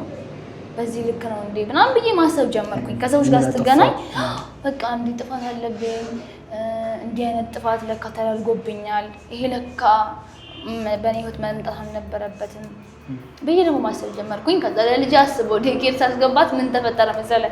በየቀኑ የተለያየ ምግብ 2 ምሳቅ ያስፈልጋታል። ተመርጦ ነው ዳይፐር ያስፈልጋታል ይዘላት የምትሄደው። እኔ ገና እዛ እስከ 10 ሰዓት ስቆይ መብላት አለብኝ። የለም እንደምንም አንድ አመት ሰር እንደምንም የእውነቴን ነው የምልህ። ምን አድርጌው እንደው ታውቃለህ? እንዴት ያደረኩ እንደው ታውቃለህ? 2500 ደግሞ ሲመጣ ማለት ነው የአንድ ወር 2500 ለቤት ኪራይ ከፍልና ሄጄ ሱቆች ላይ በየሱቁ የልጅነቴ ነገር የለም በየሱቁ በደራለሁ። ሁሉም ተበድሬ ቀጣይ ሲመጣ ቤት ኪራይ አልከፍልም፣ ይሄኛውን ብሬን ለእንትን እከፍላለሁ፣ ለብድሬ እከፍላለሁ ማለት ነው። በምረት ነው የኖርኩት ሲጀመር እኔ። ከዛ የሱ ማተር ትመጣለች የሆነ አንዳንድ ቀን ደግሞ 1000 ብር ስትኝ ስትሄድ የሆነ ቦታ ከፍላለሁ። በዴኬር የገባችው በማዘር እንትን ስለሆነ እሷን ደውሎ ያስጨንቋታል፣ ትከፍላለች እሱ። በቃ እንደዛ ይሄ ምን አይነት ልበልህ የሆነ አይነት ላይፍ ነው ያሳለፍኩት። በቃ እግዚአብሔር በሆነ መንገድ ደግፈኛል፣ በሆነ መንገድ ደግሞ እወድቃለሁ። ከዛ ትምህርት ቤት እኔ ስጀምር በልቼ አላውቅም። ጠዋት ወጣለሁ ከልጄ ጋር ያለችው መንጎርሽ ጠዋት ወጣለሁ፣ ማታ ገባና ማማን በጡትም ቢሆን አስተኝቻት ጠዋት ተነስቼ የሆነ ምሳቃ ቋጥሬላት ወስዳታለሁ። እንደዛ ሰራን በጣም በችግር በየቀኑ ግን ምን አለ ለቅሶ አለ። ለምን እንደዚህ ሆነ እላለሁ። እንደዚህ ያረኩ በምን አይነት መልኩ መውጣት እንዳለብኝም አይበት ነበርና መጨረሻ ታሪኬ ላይ ምን ደረስን? ትምህርት ቤቱ ክረምት ነው፣ ክረምት ላይ ዘጋ ነው። ያለችኝን 2500 ላጣ ነው አሁን ደግሞ። ከዛ መሀል ላይ አባቴም 3000 ብር አበድረኝ መልስላለሁ ያልኩትን ብር ማሽን ገዝቼበታለሁ፣ የቺፕስ ማሽን ገዝቼበታለሁ ማለት ነው። ከዛ ወደ ቤት መጣውና እንግዲህ አሁን ደሞዝ ልንቀበል ነው። 2500 ብር አለኝ። በጣም ብዙ ብድር አለብኝ። የማማ ያልተከፈለ ዴኬር አለባት፣ ቤት ኪራይ አለብኝ። ብዙ ዳዎች ጭንቅላቴ ላይ አለ። በዛች የገና በዓል ልዩ ስጦታ ከቴምር ሪል ስቴት 35% ልዩ ቅናሽ በአዳዲስ ሳይቶቻችን ላይ ማለትም ለኢንቨስትመንት አዋጭ ለመኖሪያ ምቹ በሆኑት በሳር ቤትና ከ4 ኪሎ ቤተ መንግስት ትይዩ በሆነችው አዋሬ ላይ ዘመናዊ የመኖሪያ ቤቶችን ከባለ 1 መኝታ እስከ ባለ 3 መኝታ 100% ለሚከፍሉ ደንበኞች ባለ 1 መኝታ በ5 ሚሊዮን 900 ሺህ ብር፣ ባለ 2 መኝታ በ8.5 ሚሊዮን ብር፣ ባለ 3 መኝታ በ9.4 ሚሊዮን ብር አጠቃላይ ክፍያ አሊያም በረጅም ጊዜ አከፋፈል ያለምንም ወለድ የሚከፍሉበትን አማራጭ አዘጋጅቶላቸዋል። በተጨማሪ በቃሊቲ ቅርብ በሆነችው ገላን ላይ የንግድ ሱቅ በ500 ሺህ ብር ቅድመ ክፍያ ብቻ ለገና ስጦታ ይዞላችሁ መጥቷል። ታዲያ የገና ስጦታ ሳያመልጦ በ0909986698 ላይ ይደውሉ። ቴምር ፕሮፐርቲስ።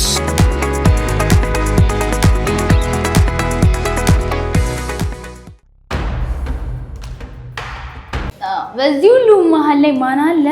እሱ አለ። ጠይቂኝ ነኝ። እስር ቤት ዝዋይ ነው ያለው።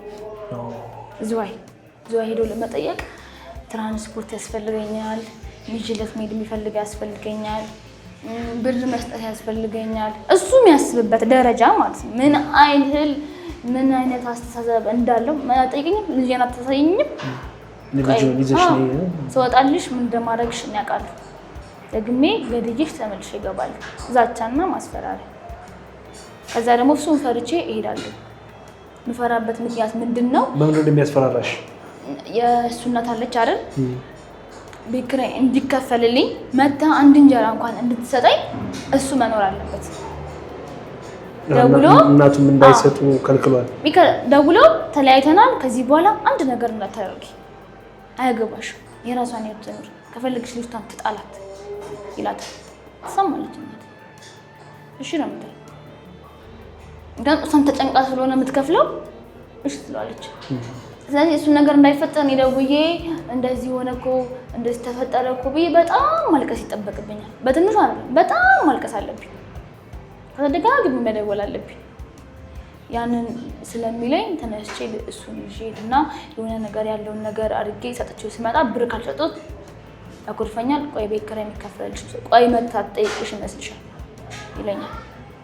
ይሄ አታድርጋ ቢቀርስ የምትለው ነገር አይደለም። ህይወት አይደለች ያሉኝ እነሱ ብቻ አይደሉ። አባቴን ምንም አላስቸግረውም አይደለም። በቃ እሺ ይደውላል። ደሞዝ የሚደርስ ቀን ይደውላል። ደሞዝ የምቀበልበት ቀን አትልኪኝ ይላል። የሰው ልጅ እኮ ማለት ነው የሆነ ነገር ካልፈለገ አንተ በአካል መተህ ብታናግረኝ ካልፈለኩ ላላ እኔ በስልክ እፈራዋለሁ። በስልክ ማለት ነው። በስልክ በጓደኞቼ ይደውላል። በጓደኞቼ ያስልክብኛል።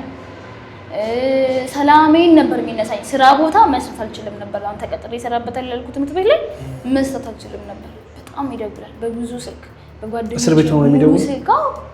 በጓደኞቼ ሙሉ ስልክ እጁ ላይ ባለ ሰው ስልክ በሙሉ ይደውልና ከዛ የሚጠበቅበት አንድ ስልክ ደውሎ ብቻ ተለያይተናል ማለት ብቻ ነው የሚጠበቅበት። ተለያይተናል ለሁሉ ይሄ ለሚያውቁኝ በሙሉ እየደውላ ተለያይተናል፣ ከዚህ በኋላ ራሷን ህይወት ትኑር፣ እንዳትደውሉላት በቃ ይላል ማለት ነው። እንዳትጠይቋት አንድ ነገር መታረጉላት ይላል። አይ ሰሙታል። በእኔ በኩል የሚሰማኝም የለም። ለምን አትልም? እሱ ነው ተጎጂ። እኔ ማን ያውቅልኛል? እኔ ማሂ ቀልቃላ ናት፣ ማሂ በላት ሳይ ከቤት ወጥታ ሳይላት ሄዳ እንዴት እሱ ታስሮ አይደለ ወይ እንዴት አትጠይቆም? እሱ አይጎዳም ወይ? እሱ ይሄ ስለሆነ ብላችሁ ይጎዳሉ የሚባለው ነገር አለ አይደለ? እስር ቤት ውጭ ያለውን ሰው ነው የሚጎዱት እነሱ ሲጀምር። እንደዛ ነው የሚባል። ተረጂው አንቺ ይመጡና የለም አንቺ አትረጂው፣ ለምን ልጁን አታሳዩም? እንዴት ልጁን አታሳይም እንዴ? እሱ ደውሎ ሲያወራሽ ለምን በስንት ሰዓት ታወሪው ይሉኛል። ሁሉ እስቲል ነው ማለት ይነግራቸዋል። ቀድሞ ያወራ ለሚሰማው ደውሎ አታውራም፣ እንዲናት ጓደኞቿ እያነገሩኝ ነው፣ ውሎዋ ከሌላ ሰው ጋር ነው ብሎ ያወራል። የሚያዩት ነገር ይኖር ይሆን? ለምሳሌ ለምንድን ነው እንዲጠረጥር ያደረገው? ከሰዎች ጋር ማን ያኛል? እኔ ማን አግኝቶኝ ያውቃል? ማንም እኮ አያገኘኝም። ጠዋት ወጣለሁ፣ ማታ ነው የምገባው። ማንም አያገኝም። እኔም ሰው አልቀርም፣ እኔም ሰው አልፈልግም ነበር። ምክንያቱም ሁሉም ሰው በችግሬ ላይ የሚሳለቅ እሳይ ይበልሽ የሚለኝ የጥፋተኝነት ስሜት ስለሆነ በሰዓቱ የሚሰማኝ እኔ ማንንም አላገኝም፣ ሲያናግሩኝ ላናግራቸው ይችላሉ። እዛ እሱ ይነግራቸዋል። መጥተው እኔ ይጮሃሉ ሁሉ እሺ ብያቸው ዝም ብዬ ሰምቻቸው እሄዳለሁ። ከዛ እንትን ጀመርኩኝ ቺፕሴን ጀመርኩኝ። በምን 2500 ብር አገኘውና ማለት ነው ሰፈር ላይ መብራት የሚሰጠኝ ሰው አጣሁ። እምኖርበት ሰፈር ውስጥ ማለት ነው። አከራዬ እንዳልጠይቃት የስንትና የስንት ወር የቤት ኪራይ አለብኝ። ካጠገብ ያሉትን ሱቆች እንዳልጠይቅ ገና የእነሱም ያገረዳ አለብኝ። ማንም መጠየቀው ሰው አጣሁኝና አንድ ሴት ነበረች። እሷን ጠየኳት። እሷን ስጠይቃት ግቢው በጣም ረጅም ነው።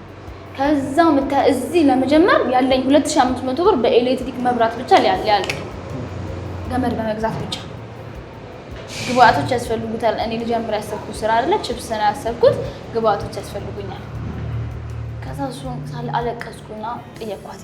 በቃ እንደዚህ ሊሆን ነው፣ እንደዚህ ችግር ተፈጥሮብኛል፣ ልጄ በቃ ልትሞት ነው ማማ። በቃ ምንም ምግብ ምናምን እንዳታስቡ፣ ዝም ብለን በመንፈስ ቅዱስ ነበር የምንኖረው፣ ዝም ብለን ማለት ነው። ካገኘች ከጎረቤቶች ጋር ልካታለሁ።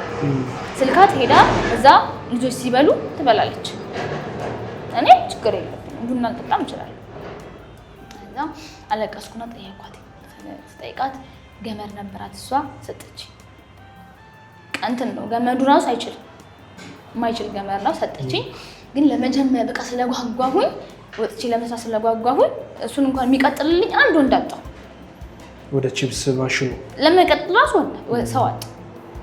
ከዛ ራሴው ለመቀጠል ተጠልጥዬ ምናምን እያለሁ የሆነ ሰው እግዚአብሔር ይስጥልኝ አጋጠመኝና እዚህ ነው ልቀጥልሽ ብሎ ቀጠለልኝ። አወጣው ዘይቴን ገዛውኝ በ600 ብር ዘይቴን ገዛው። በ1000 ብር ድንች አመጣው። እንደዛ እቃዎችን አድርጌ በ2500 ብር ቺፕሴን ጀመርኩኝ።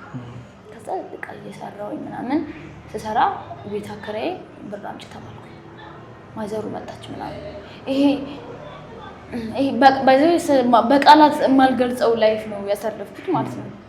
እንዴት ይሄ የቅናት እንትን ሁሉም አደረባቸው። ይሄ ኖሮኝ ተርፎኝ ያደረኩኝ መሰላችሁ እና ሄዶ ለመብራት እንትን ለምትራ ሴትዮ የሆነ ነገር ብለዋት እንዳልሰራ ይሄ ኃይል አይችልም ምናምን እንድትለኝ ያስደረጉኝ ማለት ነው። ስራ ቦታሽ ድረስ መጡ አስደረጉ። ጎረቤቶቼ ብትል የእሱ ማዘር ደግሞ እንዴት እንደጀመርኩኝ ግራ ገብቷታል። ለምን አላማከርኳትም? ለምን ይሄ ዛሬ ነገ ሚለኝ ሰው ይበዛል ሳስብ ማንም የደገፈኝ የለም። ምን ሰሪ ምናምን በቃ ሁሉም እንደዛ ነበር ያሉኝና እዛ ደስተኛ አልነበረችም። እሱ ማዘር ነው ሁሉም ሰው ደስተኛ አልነበረም። እሱም ጨምሮ ደስተኛ አልነበረም። በምን እንድኖር እንደሚፈልጉ አላውቅም። ልጅን በምን ታሳድጊ አላውቅም። በምን እንዳሳድግ እንደሚፈልጉ አላውቅም። ምን ሆንሽ ምን አጣሽ የሚለኝም የለም። በቃ ዝም ብዬ ነበር የምኖረው። ተኛለሁ እነሳለሁ፣ ተኛለሁ እነሳለሁ። አንቺና ልጅሽና ልጅሽ ብቻ በቃ አከራይ መጣ አልመጣ ድብቅብቆሽ ምግብ ባየንበት እኔና ልጅ ሄደን ቁጭ ውጭ አንጥፈን መለመን ነበር የቀረን። እስቲ ማድረግ አይቀርም ነበር። እዛ በቃ ልጄን ምግብ ባየሁበት መላክ ነው። ከዛ እኔ መተኛት በእንቅልፍ ነው የኛን ህይወት ይሄ 2 አመቱን ከምናምን 3 አመቱ ነው ወራቶች አሉት አይደል? 3 አመቱን ያሳለፍነው በዛ በእንቅልፍ በመነሳት የእሱ ማዘርን ሄዶ በመለመን አባቴ ጋር በሆነ እንትን ምክንያት ፈልጎ የሆነ እንጀራ ይዞ መምጣት ሱቅ ሄጄ 2 ሰዓት ቆሜ አውራቸውና አንድ እንጀራ ስጡኝ ብዬ በመሄድ በእንደዛ መልኩ ነበረ የልጄን ህይወት ያቆየሁት ማለት ነው። በዚህ ሁሉ ነገር ውስጥ ምን አየሁ መሰለህ? ማንንም አለመጠበቅ በቃ ራስህን ብቻ ተማምነህ እና እግዚአብሔርን ተማምነህ መቀጠል፣ ከሰው ምንም አለመጠበቅን ተማርኩበት በዚያ ህይወቴ ማለት ነው። እዛች በሰሰሬን ጀምሬ በመጀመሪያው በጀመርኩ ቀን ብር ላኪ ተብሎ እየተደወለልኝ ነው። ምን ትላለህ? ስልክህን ብታቃጥለው ወይስ ብትወረውረው እንዴት አይረዳኝም ብዬ ማልቀስ ነው። የሚሰማኝ የለም። የስልክ ፍቅር ያለብኝ ይመስላችኋል አንዳንዶቹ። ጓደኛው ስልክ ይዞ ይመጣና ጆሮ ያደርጋል። ለምሳሌ ደወለ አንቺ ስልክ አታነሽለትም? ምን አይነት ሆነሽ ትጠኛ ሄላ አንቺ እንደዚህ የስልቦች ይሄ ከቃላት ውጪ የሆኑ ስድቦች የሉ እነሱ ይሰርበኛል ምናምን እንደዛ ታረጊማ ቆይ ለምጣልሽ እና አሁን እኔ መምጣቱን በጉጉት እንጠብቅ ነው የሚያደርገኝ ወይስ በፍራቻ እንጠብቀው ነው የሚያደርገኝ?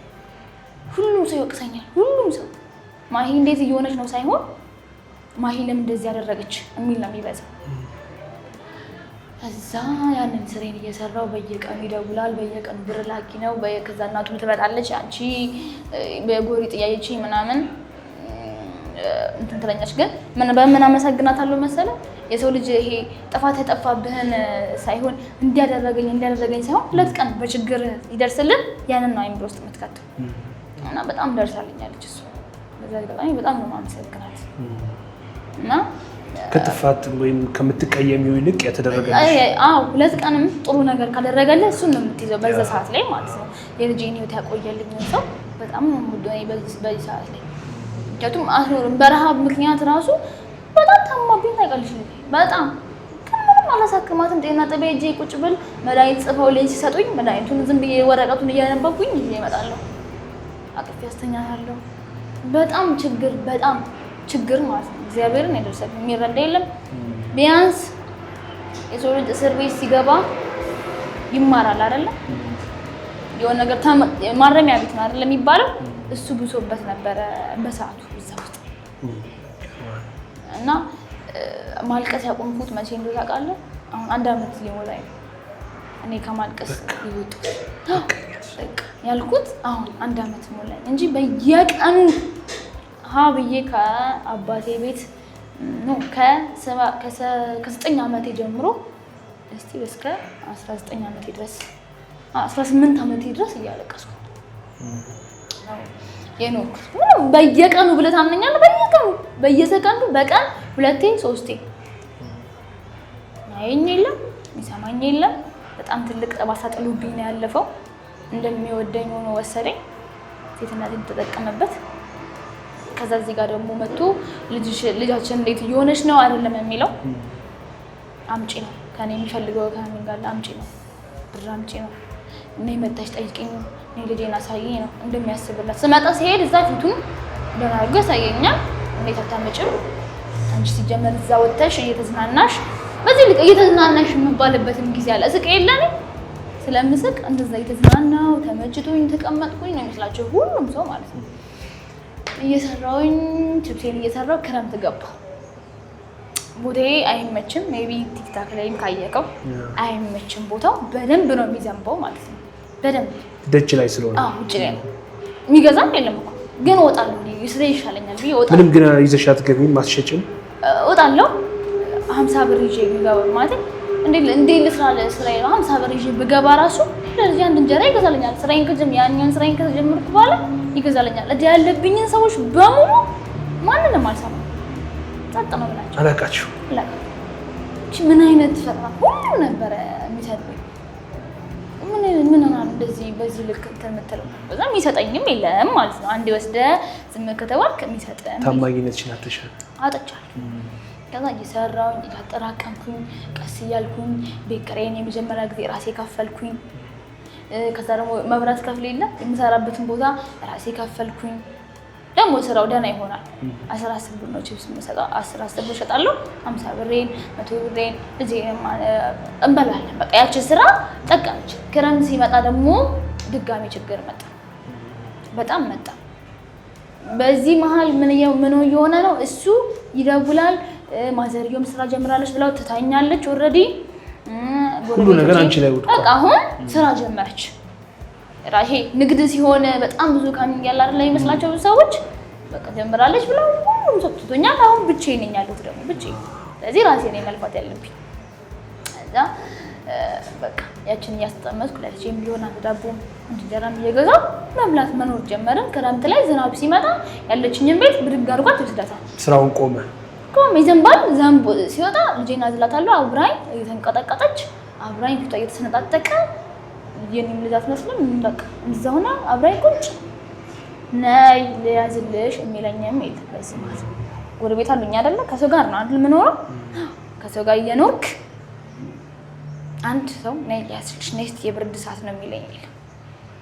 አዝያት አብራኝ ቁጭ እያደረኳትኝ እንጠብቃለን ዝናቡ እስኪያባራ እዚህ ድረስ ጎርፍ እንደዚህ ጉልበታችን ድረስ ጎርፍ ሞልቶ ቆሜያለሁ እኔ ማንም እኮ የለም ከመደንዘዝ የተነሳ ቆሜ ሰው ጠብቃለሁ ከዛ አንድ ቀን ስልኬን አወጣሁኝና ስልክ አልነበረኝም በሰው ስልክ የሆነ ፖፕ ላይቭ ምናምን የሚባል ስራ ነበርና እሱ ላይ ገብቼ እያየሁ ያለ አንድ ሰው አገኘሁኝና አወራኋት የኔ ህይወት እኮ እንደዚህ ነው ምናምን ብዬ ጻፍኩላት ጽፍላት ወዲያው 10,000 ብር ላከችልኝና ስልክ ገዝታሽ በራስሽ ስልክ ላውራሽ አለች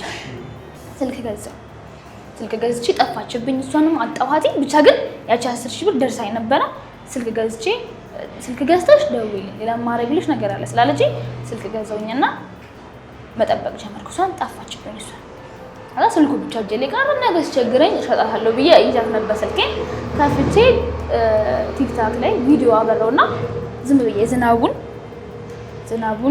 እና ማማን እኔን አርጌ ለቀኩት በጣም ቫይራል ወጣ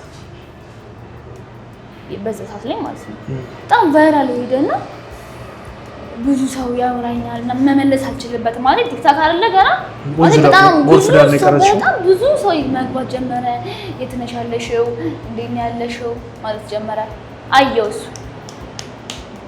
ሁሉም ተነሱብኝ ምን ሳይሉ ለመንሻ ወጥተሽ ሚዲያ ላይ ለመንሻ ለሁሉም ተነሱብኝ ሁሉም ወጡ ከዛ ተባልኩኝ አጥፊው ተባልኩኝ እሱን ቪዲዮ አጠፉት ለምን በጣም ነጫዋብኝ እሱ ማዘሩ ተነሳችብኝ የኔ ዛሬ ውስጥ ጎረቤት ተነሳብኝ የሚያቀኝ የሚያልፈው መንገረኛ የለም አንቺ ሚዲያ ላይ ወጣሽ ያለኝ ማለት ሲጀምር ፈራውኝና አጠፉት እዛ ድጋሚ ሌላ ቪዲዮ ስፖስት 2 ሚሊዮን ታየ ማለት ነው እዛ 2 ሚሊዮን ማማን አዝዬ በቀን እየሰራው ፖስተትኩት ስፖስት እሱን በጣም ቫይራል ወጣ ምናምን ከዛ ብዙ ሰው አየኝ ብዙ ታወቀኝ ቦታውን የሚያውቅ መምጣት ጀመረ ማለት ነው ዛች ብስ ቦታ ቺፕሱ ገበያ ያደራ ግን ሰፈር ላይ ምን እየተባልኩኝ ነው እቺ ለማኝ በቃ ለምወጣ እንተናለናት መለመን ጀመረች ለምንሽ እሱ እዛ ይደውልና ለምንሽ ቤተሰቦቻችን አሰደብሽ ልጅን ይዘሽ ለምንሽ ይለኛል ማለት ነው ስልኬን እስከምጠላው ድረስ የስልክ መደወል ምን ሆነሽ አይዞሽ ይሁን ችግር ነበር እንዴ የተነሽ የሚለኝ ሳይሆን ደውሎ የሚሳደብ የሚል ሰው ነው የበዛው ካጣፈው ከቲክቶክ ድጋሚ ማለት ነው ጠፍቼ ማን እየፈለገኝ ነው ሸገር ኢንፎች እየፈለጉኝ ነው ጠፍቻለሁ ኦልሬዲ ስለፈራሁኝ ትቻለሁ አጠገብ ያሉኝ የምላቸው 2 ሰዎች ራሱ እነሱም አኮረፉ ያችን አይደለ ይሄ የሚዲያውን ሳይሆን የምታየው አጠገብ ያገኛቸው አንዱ ለሰው ነው የምታየው ትሲሉ እንዴ ጥፋት ነው እንደጠፋው ከዛው በፊት እንደ አይነት ልምዱም ስለሌለሽ እንዴ ጥፋት ነው እንደጠፋውት ብዬ በጣም ደበረኝ ምክንያቱም እየሳኩኝ ነው የሚያቁኝ ሁሉ የዚህ ልክ ይሄ እንትን የምልበት አይደለም ገና እኔ ቪዲዮ ካሜራ ሳይን በየነ የሚቀር አዛ ታውቁትኝ ድጋሚ ህይወት የቀጠለ እየሰራውና ያለ መሀል ላይ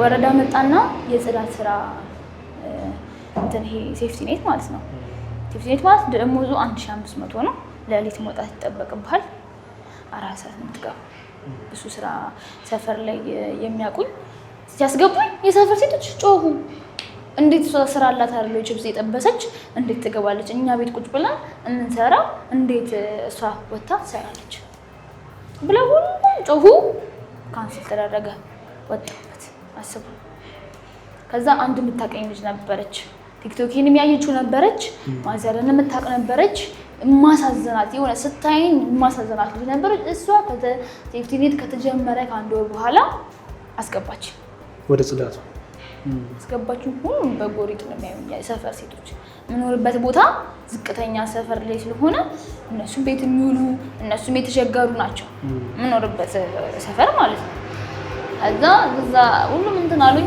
ግን እኔ ስራዬና ስራ ካገኙ መስራት ገንዘብ የሚያመጣልኝ የልጄን ህይወት የሚያቆይልኝ እኔ አንዴ መጎርስበት ነው የምፈልገው ከዛ ለሊት ነው የምወጣው 10 ሰዓት ለጽዳቱ 10 ሰዓት ነው የምወጣው በ10 ሰዓት ማን ነው ልጄን የሚይዝልኝ ማን ነው የሚይዝልኝ ልክፈልህ ብትላ የሚይዝልህ ማንም የለም ልጄን እዝል አደርግና እስከሚነጋ ድረስ 12 ሰዓት ላይ ሆነች የተባበረችኝ ሴትዮ አለች 12 ሰዓት ላይ ልትቀበለኝ እና ብር ሳገኝ ልከፍላት ማለት ነው ያው እንደ ሞግዚት ማለት ነው አላት ትንሽ ቤት ነው ያላት እና ሰዎችን እንደዚህ ተቀበልና ያው ከፍላታል እነሱ እኔ ስላሳዘንኳት ግን ትከፊኛለሽ ብላኝ ልጅን 12 ሰዓት እስከምትይዝልኝ ማማን አዝዬ እጠርጋለሁ እና ጸራለን ጽራታችንን እንትንላለሁ አሁን ብቻዬን ስለሆንኩኝ ራሴን መቆጣት ያለብኝ አባቴን ጋር ሄዳለሁ ስቄ እናቱን ጋር ሄጄ ስቄ ተመልሼ ከጎረቤቶቼ ጋርም ስቄ እመለሳለሁ እኔም በመንደራብኝ ማቆኔ ነኝ እንድትቃጠልኩ ማቆኔ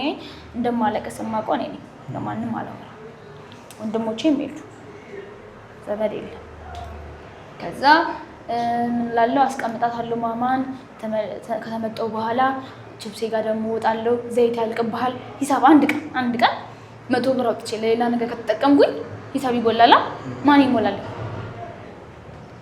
ስለዚህ አለካትም ወጥቼ እንትን መባል እንፈራል ታውቃለህ ወደቀች እንደ ይሄ ወጥቼ የለ አንድ ቀን ዘይት ካልገዛሁኝ አልወጣም ማስራ ወይ ከሰረች በቃ ድሮም እኮ ነገረናት ነበር መባል አልፈልግም እና ሳምበላ ስራ ለመውጣት ነበር አመጎከው እዛ 600 1000 ብር ብሰራ ማለት ነው በጣም ገቢ ያለቀን ነበር 1000 ብር ምሰራ በጣም ብዙ አራት እርጥብ ሸጬ ወደ ብዙ ጊዜ ድንች አውጥቼ ብዙ ሳምቡሳ 20 ምናምን ሳምቡሳ ሸጬ ከሆነ ነው 1000 ብር መሰራ 1000 ብር ከሰራው 600 ብር ዘይት አለብኝ 400 ብር ድንች ትራንስፖርት ያስፈልጋል ሳምቡሳ ዱቄትና ምስር ያስፈልጋል እዛው ይወስዳል ምን አይደርስም እንጂ አይደርስም ግን ይደርሳል አይደርስም ያ አይደርስም ተበድራለሁ ተበድሬ ነበር መጀመሪያ ድጋሚ ማለት ዋው ምግብ እኮ የለም አሁን ስራ ላይ ሆኜ ምግብ የለም ምን አደርጋለሁ መሰለኝ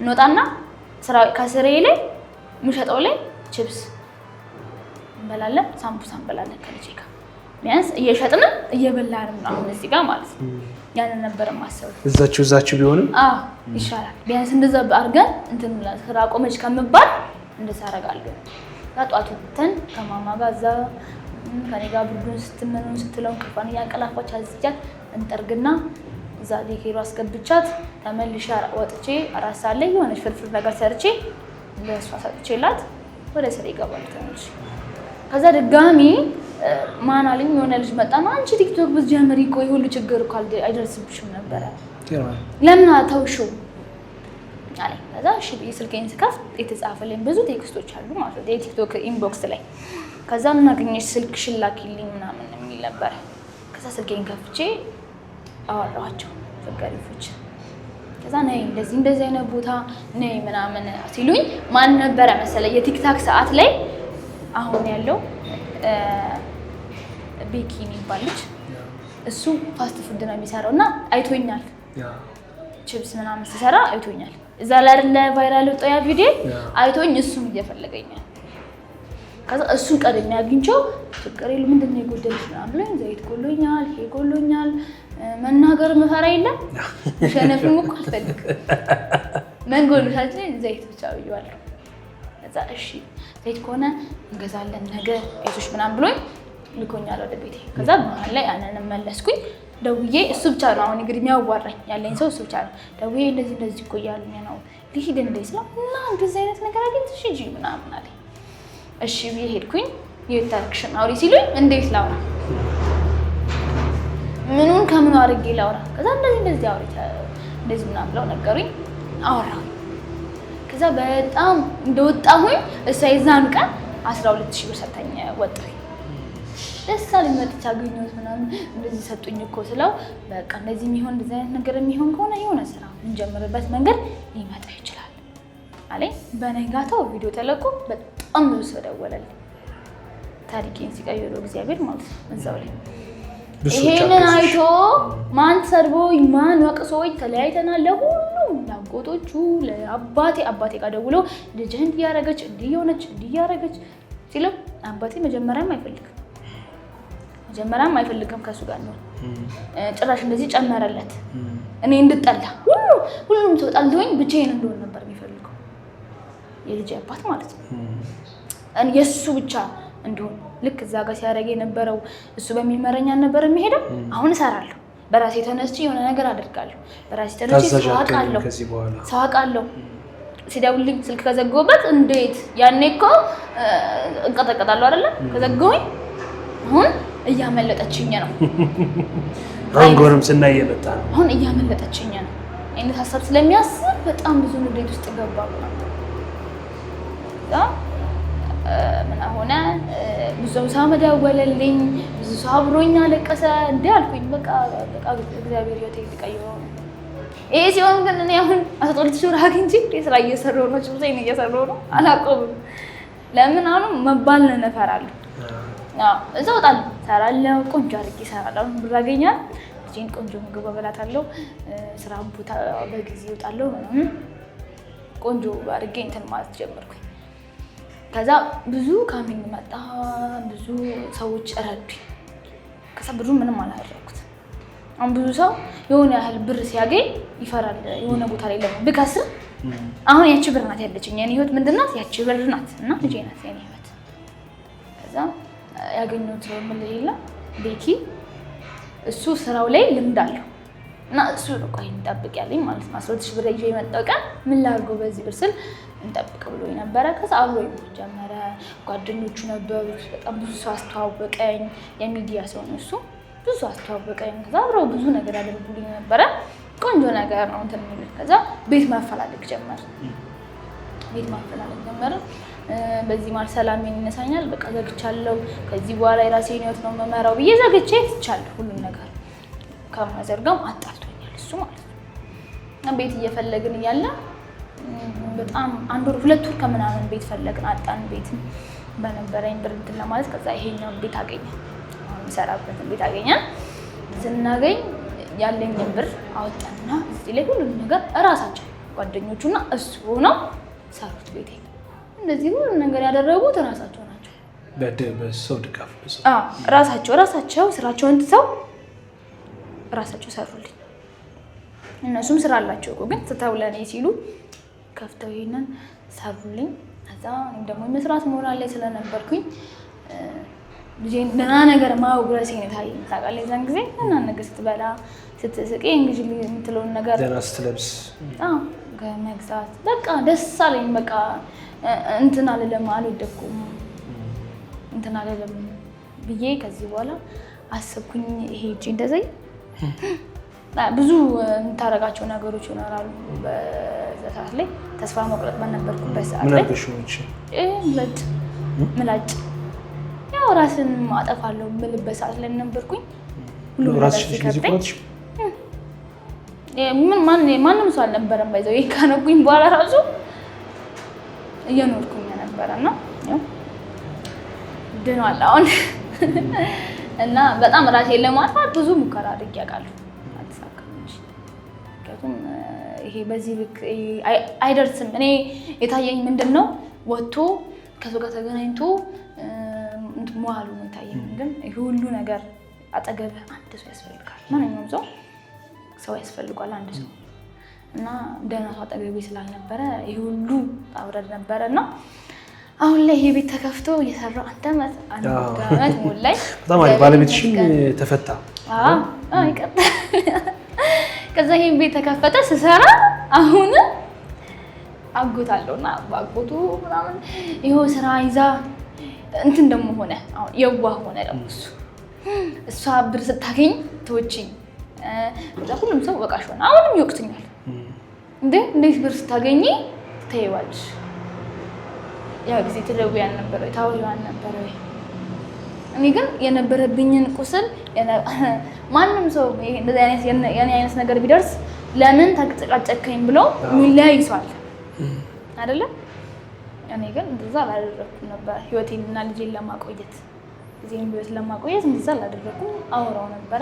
እስኪ ጥፋተኝነት ስሜት እስከሚሰማው ጠብቅ ነበር እና ጥፋት እንዳጠፋብኝም አላውቅም ነበር።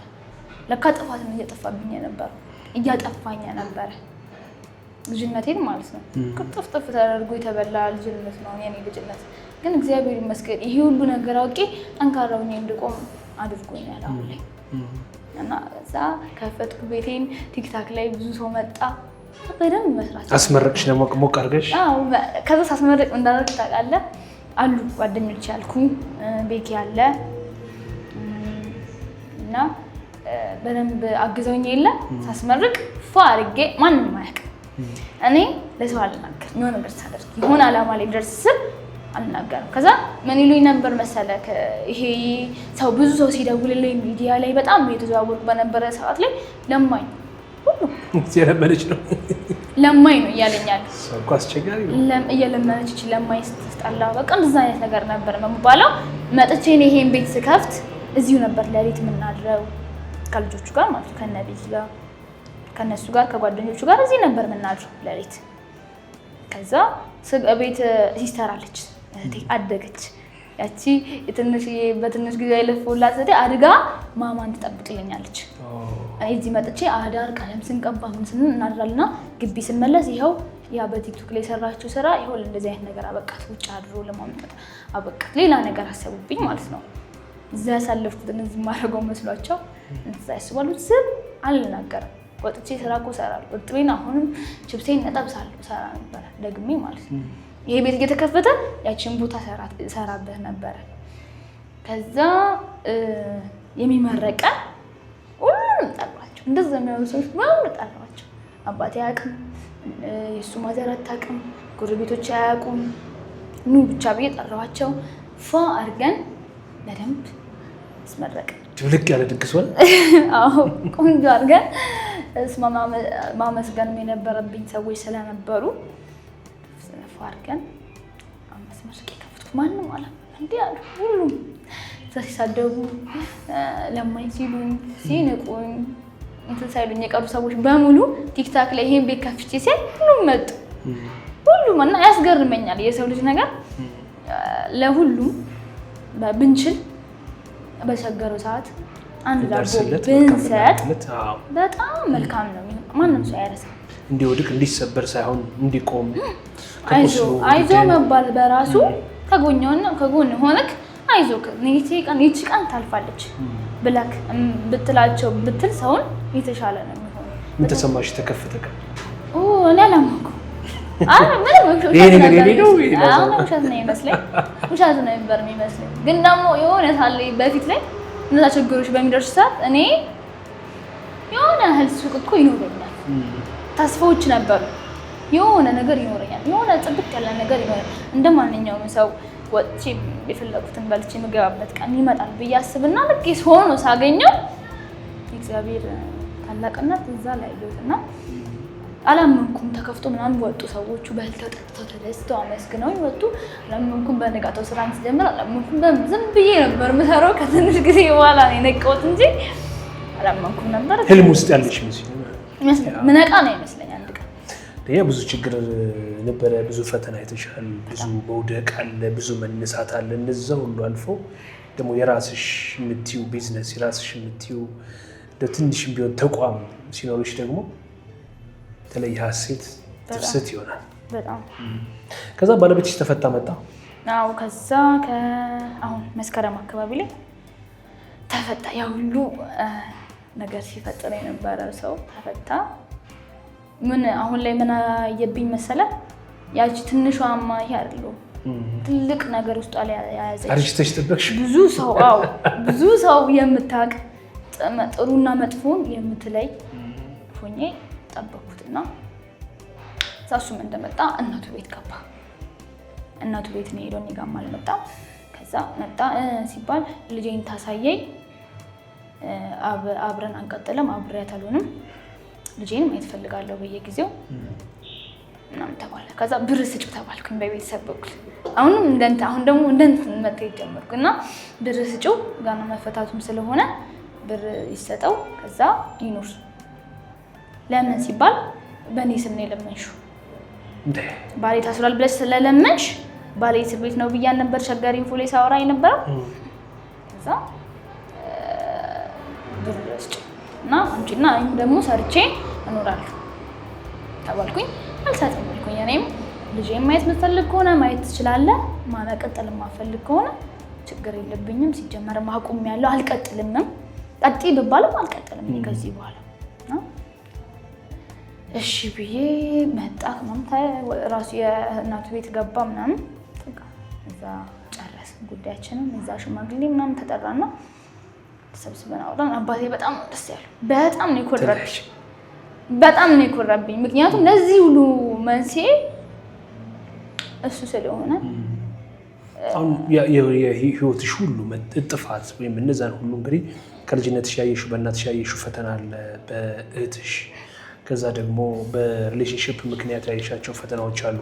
ሌሎቹም ማስቀረት ባትቺ ምናልባት ይሄን ሪሌሽንሽፑ ብትሆን ኖሮ በእንዲህ አይነት ህይወት መንገድ ውስጥ አላልፍም፣ በእንዲህ አይነት ህይወት ውስጥ ላላልፍ እችል ነበር የሚል ጸጸት አለ አሁን ከውስጥሽ? አዎ ምን ጥርጥር የለውም።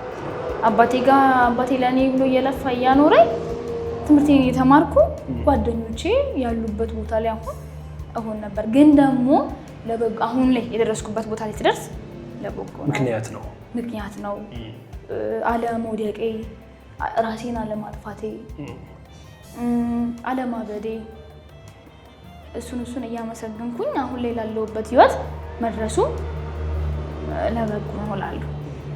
ግን ደግሞ ይሄ ነገር ሀብዬ ከቤት ባልወጣ ግን የሁሉ ነገር አይደርስም ነበር። እዚህ የቤተሰብ ምክር መስማት የቤተሰብ ምክር መስማት በሴት ልጅ ዋና የመጀመሪያ ተው የተባልከውን ተው ነው በቃ መተው አለብን።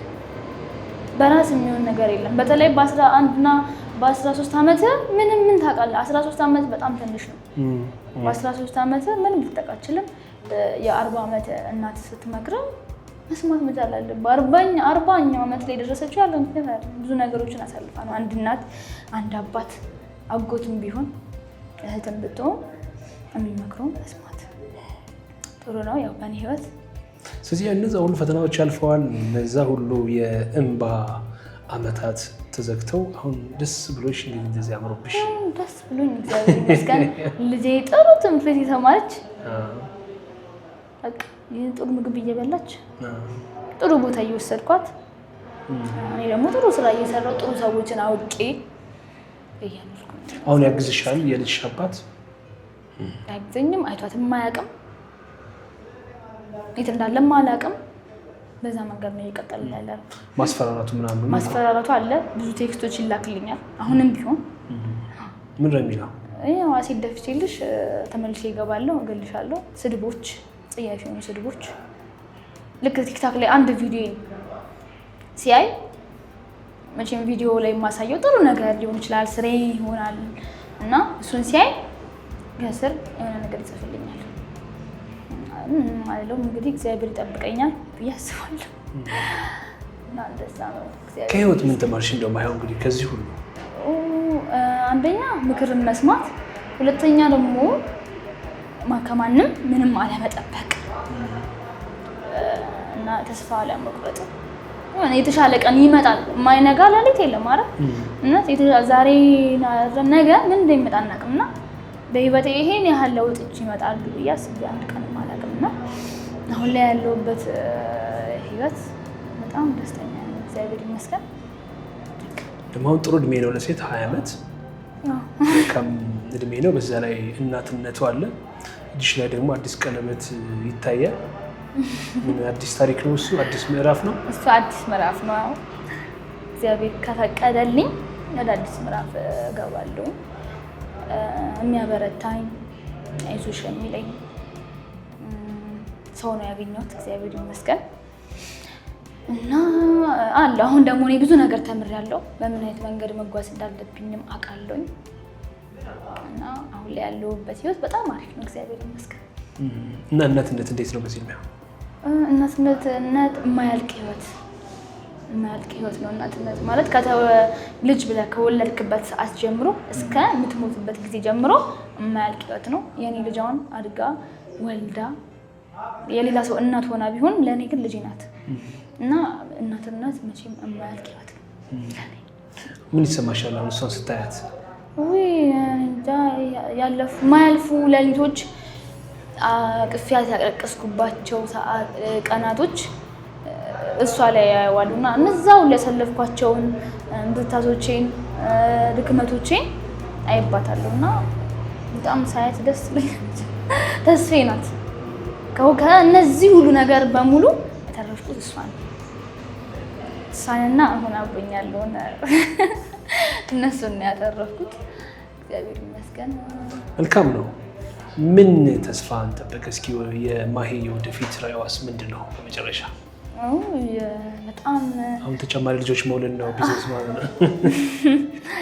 አይ ወደ ልጅ ሳይሆን ቢዝነስ ማስፋፋት በጣም ትልቅ ነገሮች እና ወጣቶችን እንደዚህ ባንቺ ስህተት መንገድ እንዳይሄዱ ማስተማር ያንን አስባለሁኝ እና ቢዝነሴን በጣም ማስፋፋ ይመስለኛል። ከትንሽ ነገር ተነስቼ ስለደረስኩኝ ከኢትዮጵያ ሕዝብ ጋርና ከእግዚአብሔር ጋር እዚህ ጋር ስለደረስኩኝ አሁን ደግሞ እየሰራው እንቅተኛ ይመስለኛል።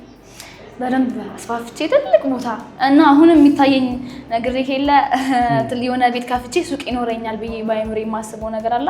አሁንም የሆነ ቦታ ቆሜ ሲጨበጨብ እንደማስብ የሆነ ሰው አትርፌ የሆነ ሰው ህይወት ከኔ ህይወት እንደዚህ ሊጣፉ ያሰቡ ልጆች ሊኖሩ ይችላሉ። ከኔ ህይወት ተምረው ማንም ሰው ጥሩ ሰው እኮ ልታገኝ ትችላለህ በሰዓቱ። የኔ ጥሩ ሰው ሳይሆን ቀርቶ ሊሆን ይችላል እንጂ ጥሩ ሰው በህይወትን ብታገኝ ልጅነትህን ሳታጣጥም ሳታይ ክፉ ደጉን ሳታይ ቤት ውስጥ የሚመክርህ አንድ ሰው ያስፈልጋል። የሆነ የሚማሩት ነገር ያስፈልጋል እና እሱን የሚመክራቸው ሰው ለነሱ ለትልልቆቹም ቢሆን እንደዚህ አይነት ልጆች ካሏቸው ቤት በደንብ ቁጭ ብለው አግባብተዋቸው በቁጣ እኔ አሁን አባቴ በቁጣ በመናጨቅ ስለሆነ ነው የራቁት የበለጠ ሳያረጉ ቢመክሯቸው የተሻለ ነው የሚሆነው ያስባለሁ። ለልጅሽ ያን ታደርጊያለሽ ብለን ተስፋ እናደርጋለን። በደንብ ለልጄ ብቻ ሳይሆን አሁን ላለችው ለእህቴ በደንብ እነግራታለሁ፣ በደንብ አወራታለሁ። ይሄ እኮ ጥሩ አይደለም፣ ግልጹ ነው። ይሄ አሁን ላይ አብዛኛው ልጆች ከትምህርት ቤት ላይም እንደወጡ ብዙ የሚያውቁት ነገር ይኖራል እና እሪም በግልጽ ሊነገራቸው ችግር የሚያመጣ ይመስለኛል። በግልጽ ይሄ ነገር ቢፈጠር ይሄ ነገር ይመጣል ተብለው ቢመከሩ አሁንም ዛሬም ድረስ ቢሆን ይቆጨኛል። ግን እግዚአብሔር መልካም አልጣለኝም። አሁን ገና ብዙ እድሜዎች ይቀሩ። ገና ጀመርሽ እንጂ ህይወትሽን ገና ጨርሽ። በጣም እናመሰግናለን ካለፍሽባቸው ህይወት መንገዶች ስላካፈልሽን። እንደ እናት እንደ አንዲት ወጣት ሴት እንደ ታዳጊ ነው ልንሽ የምንችለው። ገና በሀያዎቹ 20 ዓመትሽ ገና ስለሆነ ወደፊት መልካም የሆነ ህይወት ይኖርሻል ብለን ተስፋ እናደርጋለን። ከሄድሽባቸው ካለፍሽባቸው ህይወት በፈተናዎች አሁን ደግሞ የበለጠ ጠንክረሽ የምትወጭበት ነገን በተስፋ የምታይበት ደግሞ እንግዲህ ልጅሽም አድጋ ለቁም ነገር የምትበቃበት ይህን ቤት ሰፍቶ የተሻለ የቢዝነስ ሴንተር ኖሮሽ እንደምንገናኝ ተስፋ አደርጋለሁ። በጣም አመሰግናለሁ። አመሰግናለሁ መታችሁ አብራችን ስለሆናችሁ አመሰግናለሁ።